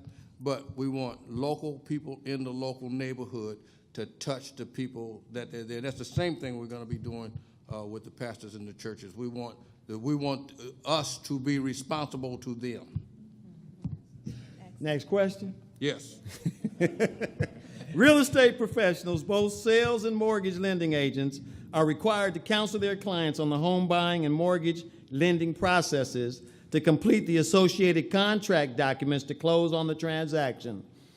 Then why does the transaction need to be burdened with some additional time and cost or as a separate entity to provide housing counseling services? Why do we need you? Well, because we're going to save time. The counselor's going to save time in getting that client prepared. This wonderful information that's been brought here, talking about the disparity in income and how our credit is misjudged. It's our job to take that burden off the real estate professional and off of the loan officer and off of Dr. Gable's bank that we're going to be invested in. Take that pressure off of them to have that client ready to go. We want to be the most competitive delivery system in the mortgage industry in America. Thank you, Ray. All right.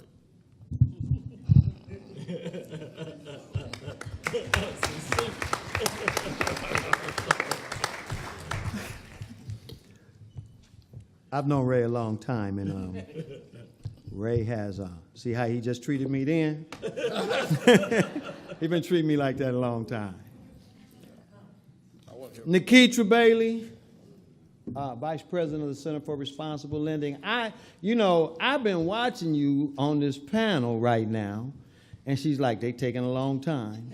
They taking a long time. She's in her haunches. But I want to ask you, Nikitra, this current regulatory environment that we're in, how is it impacting us? Talk to me about Dodd-Frank and this regulatory. I almost think it's more racist to protect me to the point where I can't get to the loan than it is to let me have an opportunity to get it and possibly not make it. Can you talk about that? My good friend Mark, sometimes friends have to disagree.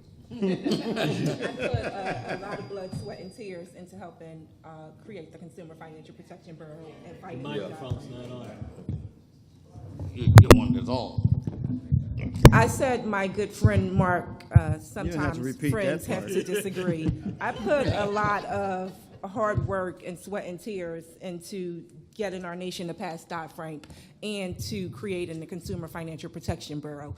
Dodd-Frank was a response to a national foreclosure crisis. And we get cute. Sometimes we get amnesia about what happened in our communities. But I'll never forget the older African-American women who reminded me of my grandmother in particular, who called our offices at the Center for Responsible Lending asking us to help them save their homes. 7.8 million Americans lost their homes. So let's not throw the baby out with the bathwater and try to move on in this environment too soon. It gave us a common sense ability to repay standard in the mortgage system, something that's just so basic that should have been there all along. It put the requirement on lenders to figure out whether or not I, as a borrower who showed up with all of my paperwork, Jim, because you talked about withdrawals earlier, it was their responsibility to look at all of that information, to thoroughly vet it, and make a sound financial decision that's going to impact me as a borrower and impact them as a financial institution. So Dodd-Frank and the CFPB's mortgage protections flat out protect us, help us, and provide us the roll forward that we need. The issue that we're facing in this mortgage environment today is about pricing. Lisa talked a lot about credit scoring, and the second real important issue that we're impacted by is pricing. We have moved from a system where white folk got mortgages without credit review. They went to church with their mortgage lender. It was based on their character in the community. Now that we're in the mortgage system, we're using these scores and these sophisticated technology to make determinations about who's eligible and who should have access. And I want us to think about that. We've got to stop letting the rules change when we show up. Historically, our nation's public policy excluded us. It was intentional, and if I had time, we were going to go all the way back to slavery, because the white supremacy in Charlottesville is the same white supremacy that permeates in our mortgage market.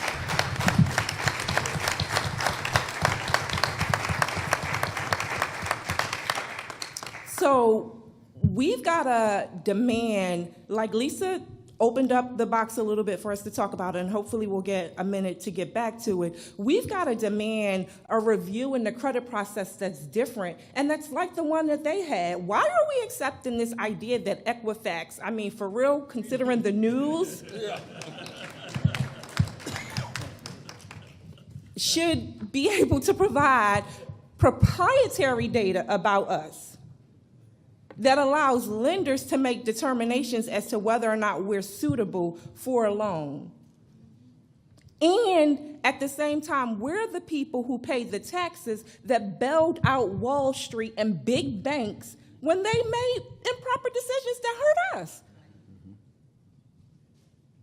At some point, we've got to say enough is enough, and I hope and I pray that we're at the enough is enough point right now. Getting back to pricing, what's going on is with the loan level price adjustments, we're seeing this just trend toward this just really excessive risk-based pricing. We're saying people at the bottom have to pay more for the risk. But here's the challenge. We're talking about an unnatural disaster that the people at the bottom didn't create. That's already been established today. So why are we holding them more accountable for the risk? It makes no sense. And we're not talking about just small numbers. We're talking about 300 basis points on loan level price adjustments alone. And then when we get to private mortgage insurance, we're talking about an additional 225 basis points. So before I even look at my little down payment, I have all of these extra fees, and I'm going to pick on my younger colleagues today because I'm no longer in that space where I can consider myself such. They have student loan debt that cripples them. So every dollar is spent, every penny is saved. So if they show up with heavy burdens of student debt, that's reflected in their credit score. So they pay, I know they pay their bills on time because they work with us and we've all been trained by Keith Corbett. We are all really good at financial management, trust me on that. So they show up prepared. But when they get to that point, there's just nothing there that they could do because they have a lower credit score because they have higher student loan debt. Done everything that we've told them to do. Be smart, be cute, go get a job. Everything, checked all the boxes. I'm talking about some of our best universities, New York University, Georgetown. These are lawyers we're talking about. They still don't have access because of their credit score. I'm going to pick on our other good friend, Kyle thought he was going to get away with it, from the Urban League. Similar situation.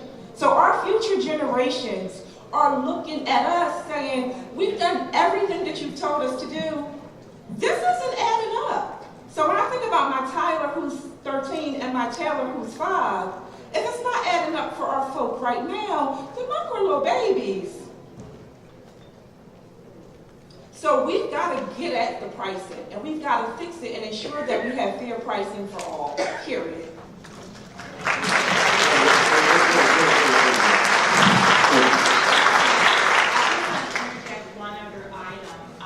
Because Nikitra, you brought up a very critically important point that speaks to the disparate impact discrimination that is inherently a part of the credit scoring mechanism. One of the largest categories to determine what your credit score is how much credit utilization you have and how much available credit you have. And the more credit that you utilize, the lower your score.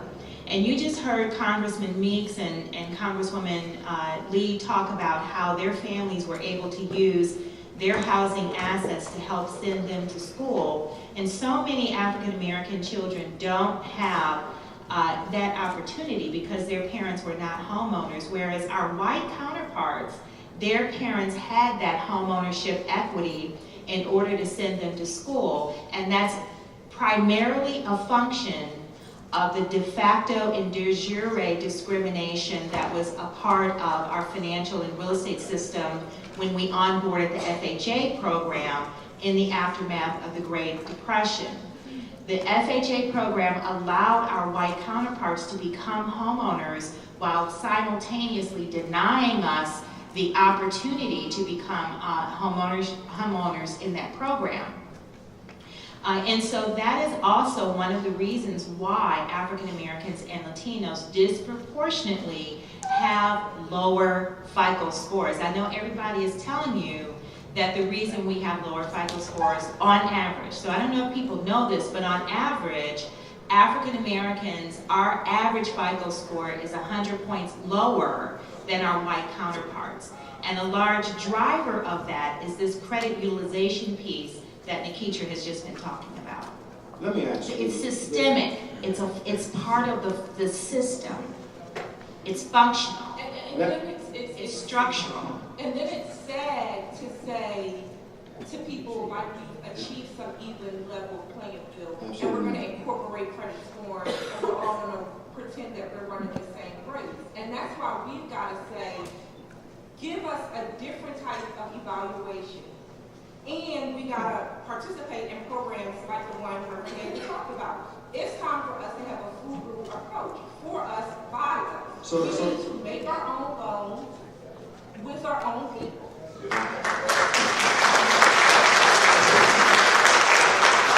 So, as a caveat to that, I've run thousands of credit reports over the years. And I believe that the algorithm for the FICO scoring is either census tract or zip code weighted. And while they say it's race-free, I don't believe that.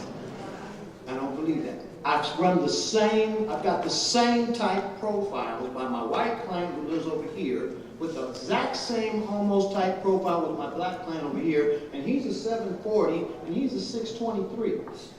And here's the difference. Like Barbara Lee said, I did too. I took a refinance out on my house, started my business 18 years ago. Today, if you come to me with a 659 FICO score and you're going to get a 75% loan-to-value refinance, I've got to increase your cost by 6%. 2.25% for the FICO score and 5.5%, and 3.25% for the cash out. On a $200,000 loan, that's $16,000, $17,000 in cost before I've made a dime. That makes that prohibitive. And it did, FICO scoring, loan level price adjustments started April 2008 when Fannie and Freddie were in trouble. Now, they borrowed $187 billion. To date, they've repaid $250 billion. $63 billion over what we bailed them out. It seems to me it's time to return Fannie and Freddie back to their original purpose, providing liquidity to average Americans. Seems to me. That is at a fair price across the board, and this is where FHFA is so important. We need to eliminate loan level price adjustments, go back to just the basic guarantee fee. They need to go away.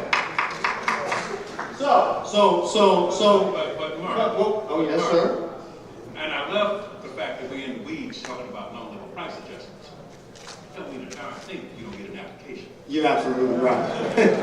You're absolutely right, Maurice. One of the big issues right now is redlining. Okay? The line is being drawn around certain communities, and applications are not being obtained. So then let me talk about accountability, and then I got to get to Larry. Last year, most recent HMDA data, 14 million applications in the United States.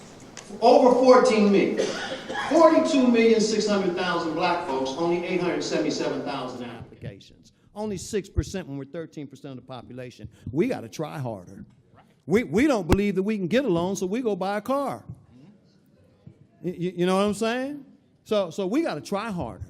So, Larry Parks, you've been patient. Senior Vice President of the Federal Home Loan Bank, a friend of my friend. The first time I ever came to Washington, D.C., my friend told me to go see Larry. I had no idea who Larry was, and we developed a relationship, and you've been instrumental in teaching me policy from that day to this. Larry Parks, I've got questions for you. Let me find them.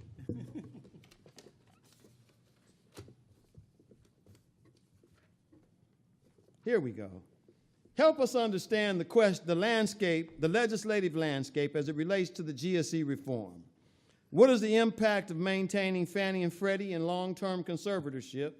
What is the best path forward to ensure availability of affordable mortgage credit and expand home ownership for black Americans? So, first of all, thank you. I want to thank you and thank all the realtors for all that you do. I think the most important thing, there are two currencies really in policy. One is raising money, and the second one is having data. And most black organizations have neither, right? And so oftentimes in policy debates where we're left out is because we have no data. So we come in with a story and with a passion, or even reasoned. But if you don't have the data to back up the assertions, you can't shift the policy narrative. And I think by doing the report that you do each year for the last 4 years is significant. I think as angry and annoying as it is in this current situation, in my opinion, it would have been much worse if you hadn't put out your data. And I think we probably would have lost Fannie Mae and Freddie Mac. And I think we probably would have lost CRA. And I think we probably would have lost HMDA, but for the efforts that you guys made in putting out the data to clarify the story. Because the story that was very commonplace 4 years ago was that poor people, and particularly black people, caused the crisis. The second thing was that CRA caused lending by lenders to actually make bad loans. Mm-hmm. And those loans were going to those people. And so that narrative was out there and very prominent. And I think by having your data, it helped to influence the policymakers like Congressman Meeks or Congressman Lee or Congresswoman Waters to be able to make the case that it wasn't just she was protecting her interests, but that you were wrong. Mm-hmm. And so by being able to say you were wrong, it created another dialogue. And one of the reasons why we haven't had GSE reform is because those Congress people had your data to be able to say you were wrong, and they create a stalemate. But when you look forward, how do you keep the stalemate and how do you turn it into something positive? Well, as Nikita pointed out, I think really importantly about Dodd-Frank, is that Dodd-Frank was only supposed to be half the equation. The other half of the equation that never got addressed was the shadow banking system. And so when we look at the reforms that happened on one side of the equation to require lenders to provide more data, more information, fear criminality, get scared about making loans, get out of the mortgage marketplace, what developed on the other side was the shadow banking system, the unregulated system that had actually been the catalyst for the problem. The PLMBS market, the private label mortgage-backed security market, where the marketplace shifted in the early 2000s, was really the cause of the crisis. It was the unregulated marketplace and the unregulated lenders, and lenders who were at the most regulated at the state level where they could sort of play one state against the other, versus people who were in the federal system and the Fannie Mae system. In fact, Fannie Mae and Freddie Mac's losses disproportionately were in their portfolio. And what was in their portfolio? Mortgage-backed securities that they bought from private label mortgage-backed security. Okay, so it wasn't the loans that they were securitized and they caused the crisis. It was the loans that they purchased from the other actors to bring income. So it was this radical change in an unregulated market space that really perpetuated the crisis that we continue to live with. Now, I think, so as not to be so dismal in it, I think when you look at GSE reform, first of all, I'm always cautious in this Congress when we use the terms reform. It's usually to advantage a certain group. And that group doesn't look like people in this room. Tax reform, GSE reform. Keep that in mind. So one of the things we've got to think through is what needs to be changed, because the old housing finance system was far from perfect, but the system that they're proposing could make it that much worse. I mean, I hear the debate about loan level pricing, and I agree with it, but every proposal that's been out there would allow risk-based pricing. So you would statutorily create a shift, not only enshrine what's going on, but make it much easier for lenders to say, we don't need to lend in that community, or we could charge, because of past history in that community, we're going to charge this amount of premium in perpetuity. Okay, and that's kind of in the structure of a lot of the GSE bills. So it's one of the things you've got to be very concerned about if we ever get to GSE reform, because that's one of the structural dynamics. The other thing that's out there is this notion of, do you really have to provide loans at similar price throughout all regions of the country? And the argument on the other side of the coin is, well, if we do that, then that's a lot of risk that the system has to incur, and then what are you saying? We have to uniformly charge a risk premium for everybody? Yes or no? That question's out there. Then the other question that's out there is sort of the notion if these people get credit, and if we're going into those communities and you're going to make us lend in those communities, we have to have more capital because we can't have the taxpayer at risk. Now, in order to have quote-unquote private capital, you got to pay for it. So what does that build into? Another stream of cost, right? So if you're constantly insisting upon private capital at all costs, which sounds good, you know, those investors are going to demand a return. You're in business. What's that return going to be? Who's going to pay for it? Your borrowers. So every structural level of this change that has been under consideration has been one about increasing costs to the future borrower. And to Nikita's brilliant point again, the whole notion of we have a system that was put in place. Look, I work at the Home Loan Bank of San Francisco. I work at the Home Loan Bank system. I'm hoping this isn't recorded, you know, but because I want to be honest with you. So the Home Loan Bank system was created in 32. FHA, as you studied, was 34, Fannie Mae in 38. Roosevelt created all these systems to stimulate mortgage credit, okay? And the reason for mortgage credit was to make sure that they could enshrine and grow jobs and create a middle class. Now, we made a really big mistake in the black community. We keep calling them white. So what the 30s, 40s, the 40s and 50s and early and 60s were about, we're taking ethnic whites and making them mainstream. Okay, it was the Irish, the Italian, the Jew, the Greek. You know, they got the benefit of both the VA, and this whole system. And this whole system, FHA, home loan banks, literally, we were set up to circulate capital, home loan banks, to S&Ls. And that they realized that, like, if you're from D.C., the big S&L was Perpetual. If you're from Philly, it was PSFS. If you're from New York, it was the Dime. I don't know what it was in Boston and Chicago. So all the areas from here north had major savings and loans, where people got their loans from. And then they pledged some mortgages to us, and we gave them credit. The South didn't have savings and loans. So Fannie Mae was set up to circulate capital to the South through the mortgage banking system. Okay? All of these systems had one thing in common. They didn't lend to us. So these loans were helped to make, I mean, there's a whole book out on how the Irish became middle class between 58 and 63, right? And you can go through it goes through each city. There was an event, and they became suburbanized. But it all happened through, and that's not to pick on the Irish, the Italians, the Jews, the Greeks, God love them, not to pick on anybody. But we weren't allowed in that equation until John Kennedy in 1961 said FHA can no longer have in its regulations that it can't lend in changing neighborhoods. And when Kennedy did that, FHA continued to refuse so badly that Johnson created HUD in 65 and put a black man in charge, Robert Weaver, as the first head to smash that. It continued into open housing in 68 when they looked at that, and they made the 68 Act, the Open Housing Act, which created Fannie Mae, separated Fannie Mae and Ginnie Mae. It still perpetuated into the Color of Money study in 1988, which led to the publication of HMDA and CRA data in the way you get it in FIREA. So a system that was set up in 1932 continued to have systemic documentable discrimination in private industry from 1932 to 1989. And then they expect us to be equal.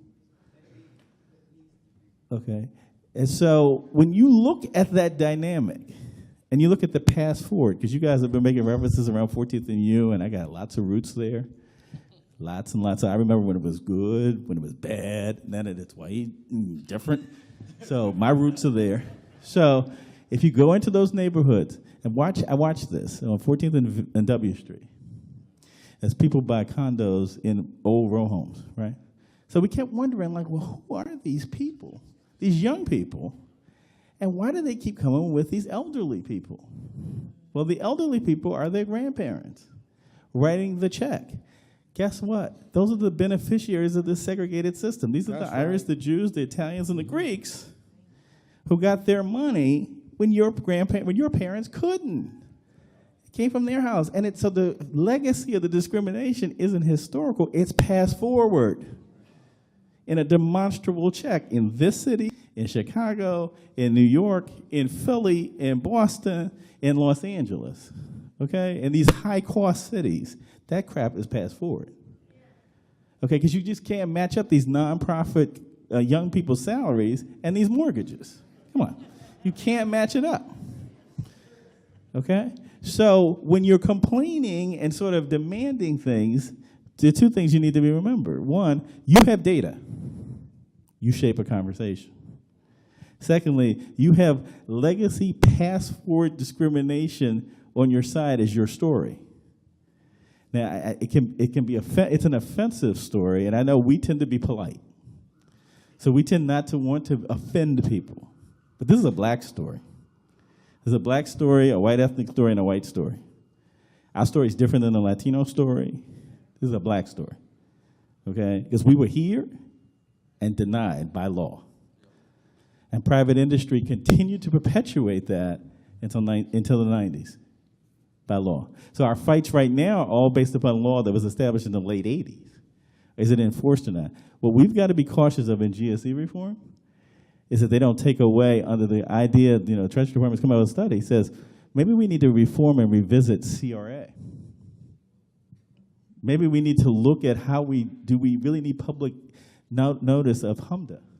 They just took away in the Labor Department what the Obama administration was trying to do, which was basically to say gender and race, we need to know where you are in employment. And SEC said, we're not doing that, and labor rolled it back. So they're quietly creating situations where you no longer will have access to information and data. That needs to be demanded and outed before it happens. Because that's what's going down the pipe. So that, Mark, is a long-winded answer to say GSE reform is very complicated, and in this environment, I think quite dangerous. So let me ask you. I've been, and you know, I've been against the elimination in Fannie Mae, as long if it eliminates the 1992 Safety and Soundness Act requirements for the affordable housing goals and the duty to serve, without federal participation in GSE reform, and none of the bills have had that. So what do you think? What do you think for millennials going forward? What do you think is going to be the case? Well, I mean, the millennial question is super, super, super hard, right? Again, I caution us when we get into the debate about, oh my God, these kids have so much student debt. Because you know what the right-wing solution is? No more student loans. Keep you dumb.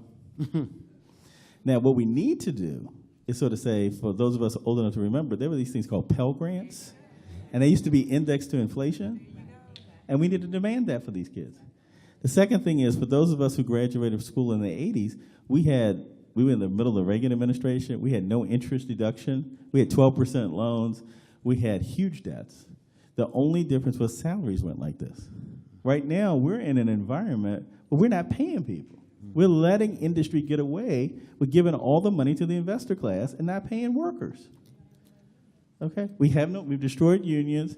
These are issues in which we have commonality. So when I think about the millennials, I say, yeah, they're in a tough situation because of that dynamic. But we need to talk about solutions to their indebtedness that's not about them not getting an education. The second thing is, 23 to 35-year-olds, 45% of them live with a relative or a parent. Okay? None of us could imagine living at home at 35 without it being a problem. Okay? The other thing when you deal with millennials is their their spending patterns. So they will go around, and I'm going to try to prove this, but anecdotally I hear it all the time. Here's the problem. They will go around and hire a chauffeur called an Uber with no money in the bank except to pay for the chauffeur. That's a misplaced priority. Okay? You've got to learn to save, which means you got to catch the bus. You got to learn, you don't do Uber Eats every night. Yeah, you can't do Uber Eats every night. I mean, it's just like that phone is causing their poverty because it's too easy to buy. Nikitra has a comment she wants to make. No, go ahead, please. Thank you. And just to think about millennials, I think it's important to think about how millennials of color are so important to the future housing system. They are more than half of millennials are people of color. Mm-hmm. So if the system is going to succeed, they've got to be a part of the system. The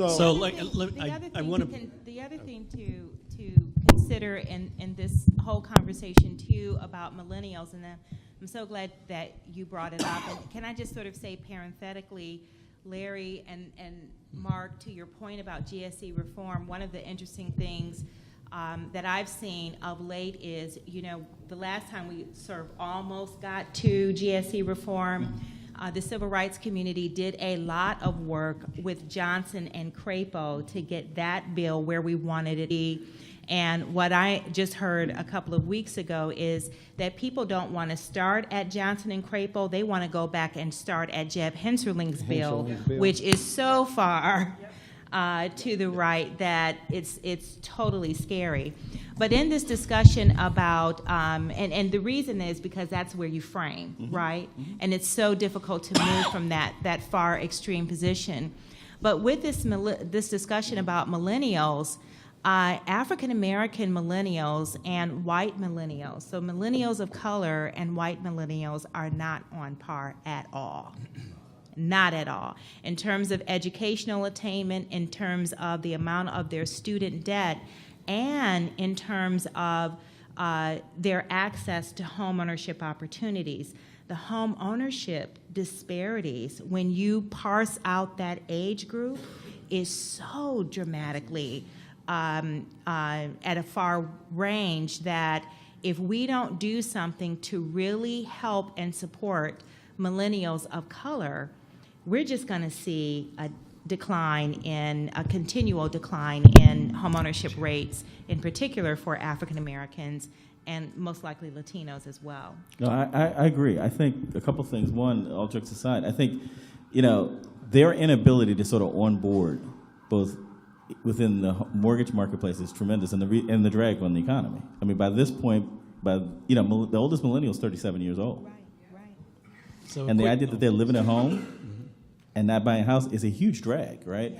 And then if the only way to get there is basically if your parents had enough money to give you the down payment, that shrinks that market considerably, right? Jim? I have a quick comment about this future of housing finance. So my column in Forbes just this week is titled "Playing Russian Roulette with the Housing Finance System."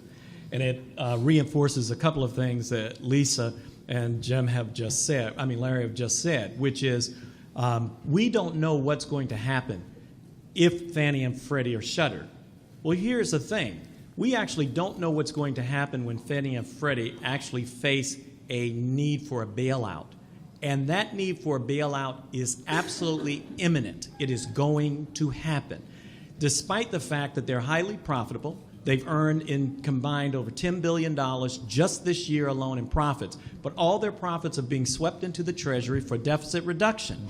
And they're being required to eliminate their reserves for losses to zero by the end of this year. That's a requirement of public policy as part of the conservatorship. And so, as you know, no financial institution, particularly two overseeing $5 trillion book of business, can have a win on every quarter. A sharp turn in interest rate can right there cause a quarterly loss that has nothing to do with the economics of the company, but everything to do with it was a short-term interest rate spike, which is why you have reserves for losses. And the irony is the reason they were taken into conservatorship was because they didn't have enough reserve for losses. And now public policy says you will have none. So there will be, it's not possible, it's not maybe, because Freddie has already had 2 quarters of losses in the last year. Now, and that was while they had reserves, and that's why they didn't have to go to Treasury. Now, one last thing I want to say about this housing reform that Larry said was really important, and that is that every major proposal so far put on the table actually increase the cost to access home ownership. It doesn't reduce it. Everyone presented in Congress increases the cost to access, which means the market, if we think these data look bad, these data will get worse. And so we don't need a recap and release. What we need is a new institution. And one of the important things to recognize, and Larry pointed this out, is that during the 1930s, we created FHA, Fannie Mae, Federal Home Loan Bank System, and the Homeowners Loan Corporation. They were government entities, not private. The only 2 periods in U.S. history in which the private sector has had the most involvement in mortgage lending was in the 1920s leading up to the Great Depression, and in the 2000s leading up to the Great Recession. And it was only 10 years ago that we had the latest private sector playing the biggest role in housing finance, just 10 years ago. And there are members of Congress who have forgotten what happened in 2007 and are ready to go back to it again. We don't need a remake of a system that's already failed. And the last thing I'll say, because this is really important, is that someone had said before, now that it's our turn to benefit, all the structures change, such as loan level pricing instead of pooling risk, right? Now that we need to get in that door, it's loan level, right? Didn't exist before. The housing finance system that was put together in the 1930s cannot solve the problems we have today because it was not designed for them, which is why we need a housing finance system for the 21st century. And I actually published an article at the Urban Institute specifically of that title. In the 1930s, FHA created a new loan for every new house built. In other words, if you wanted to get FHA insurance, they had to be on a newly built house. And what that did was force a new construction home for every loan for which someone got employed, had a job. In the suburbs. So it was the biggest, it was one of the biggest jobs programs we've ever had.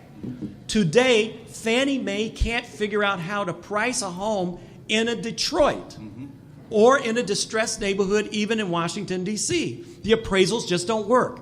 Also, they're not designed to create any kind of economic opportunity.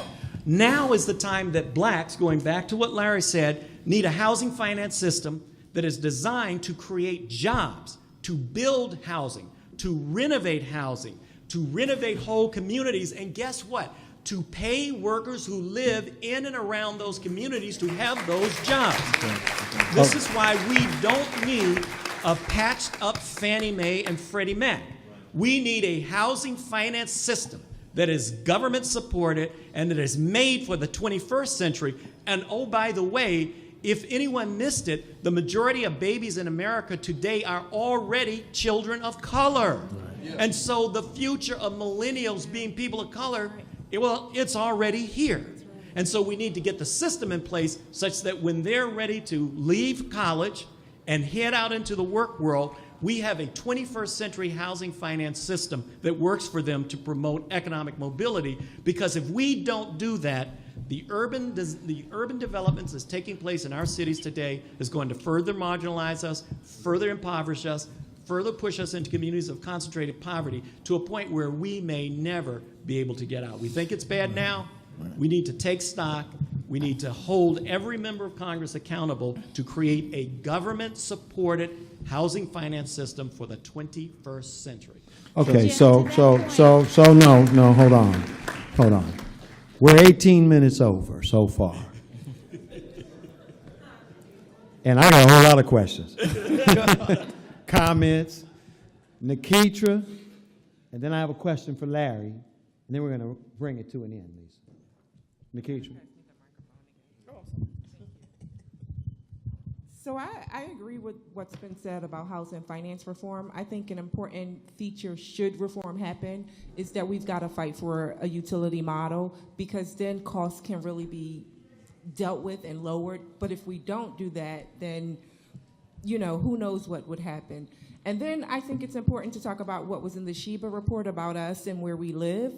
We are migrating back to the South. We migrated out of the South and went north and left a lot of our property and our home ownership. But we're coming back to the South, and I think it's really important that we fight for opportunity in our inner cities, absolutely, because we do want to hold the line, but we've got to be knowledgeable that our folk are in other spaces that might not look like those large cities that we've historically dominated.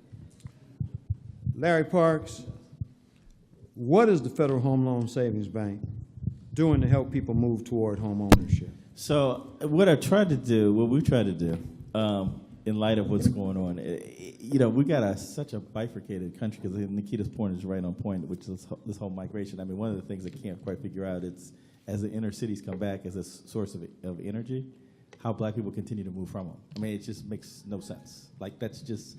So you're moving to places because you can get a bigger house cheaper, but there's no economic basis for you to be able to pay for things. I mean, it's just kind of, it's one of those things where, and so what we try to do at the bank is sort of figure out, you know, we had a settlement of a private label mortgage-backed security. We sued early on defaults on misrepresentations. And so a lot of money was returned to the bank, Home Loan Bank San Francisco and other home loan banks.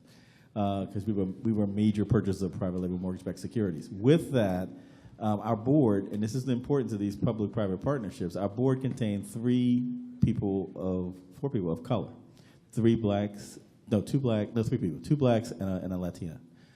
And they said, okay, you're going to pay a bigger dividend to your members because you're getting this money back, and you're going to set aside some for loan loss reserves and retained earnings. But what about the communities that got screwed? So we put together a year-long process to create this thing called a Quality Jobs Fund, where we did like a listening tour in the West of what were the problems of why people weren't going to be homeowners. And the real issue across racial lines was people just didn't make enough money. People's wages were way down. The type of job, it doesn't show up in the unemployment statistics, but the type of jobs that people have aren't necessary. And the way work works today, where you've got pieces of work and you've got, you know, you're constantly on call, and I mean, the whole workplace dynamic has changed radically to the advantage of the company and to the disadvantage of the worker, that it's impossible for them to make enough money to actually come up with the kind of money that they need for down payment. So we said, okay, we got to be nonpartisan here for our purposes. So you say, okay, on the left, we would say you need affordable housing subsidies to make this work. On the right, you say it's the marketplace that people just need to work hard. So we're saying, okay, what's in between? So if we use like some of this money, it's not a lot, it's just $100 million, which is a lot in real numbers, but not a lot when you got a problem with this magnitude. If you set it aside for this quality job fund to actually deal with upscaling people who are already in the marketplace, because people say it's their skill, there's a skill gap, whether it's true or not, to be able to move into better quality jobs and fund intermediaries to do that. Or you deal with small business owners and sort of say, okay, where is the equity capital that small businesses need? Because part of the problem is they have too much debt. A lot of these small businesses are using debt as a substitute for equity. How do you begin to build out a situation where they have some access to equity through intermediaries to actually grow jobs? And they would have to grow quality jobs, which are jobs that pay more than $15 an hour and actually give people benefits. So the double bottom line we want to see out of this money is, are people going to be, can people get skilled into better jobs, and also can businesses be incentivized to actually grow jobs that actually pay people, give them a decent wage, give them some benefits, and it looks a lot more like the jobs that we all knew of. Because we think that that's the only way you're going to lead a base for home ownership. Because we can't ignore the elephant in the room. Now, we tried to substitute in the 2000s with cheap credit while people didn't have a job to pay. You know, we've tried lots of different paradigms since 1980 to deal with the fact that people haven't been getting raises. And so we've got to deal with that. And sort of, I think the realtors are the perfect place to organize around that, because it creates a different kind of coalition with labor and other people to say, look, people need to get a check so they can save, so they can buy a house. It's really simple. And we're denying this millennial generation that opportunity. We are denying it. Thank you, Larry. Let's give the panel a hand.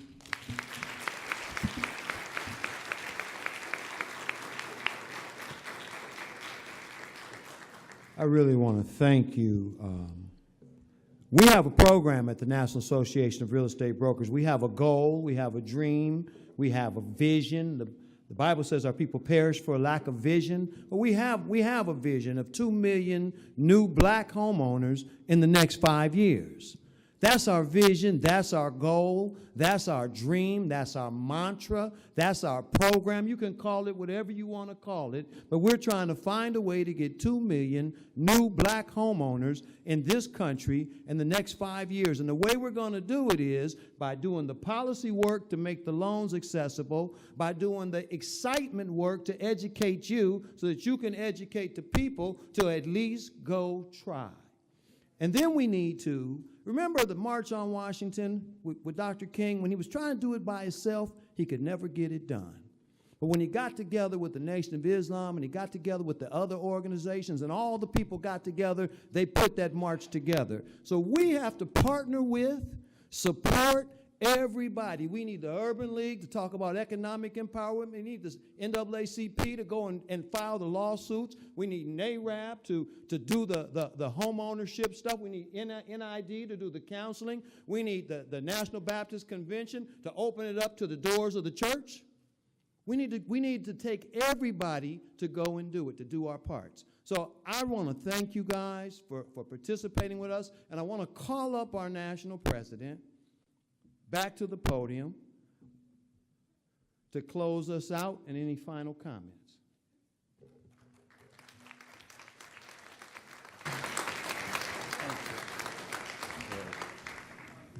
I do not have any final comments. I think we have been educated. I hope you all enjoyed the session. I want to thank you all for attending. We're having a reception immediately following this event. It's going to be held at the Marriott Marquis in the Georgetown University room, and it starts at what time? It starts at 6 o'clock, so that's not quite immediately afterwards, but we're having a reception in the Georgetown room at the Marriott Marquis at 6 o'clock. You're all invited. We hope to see you there. As they say in church, if all hearts and minds are ready, this meeting has been adjourned. Thank you.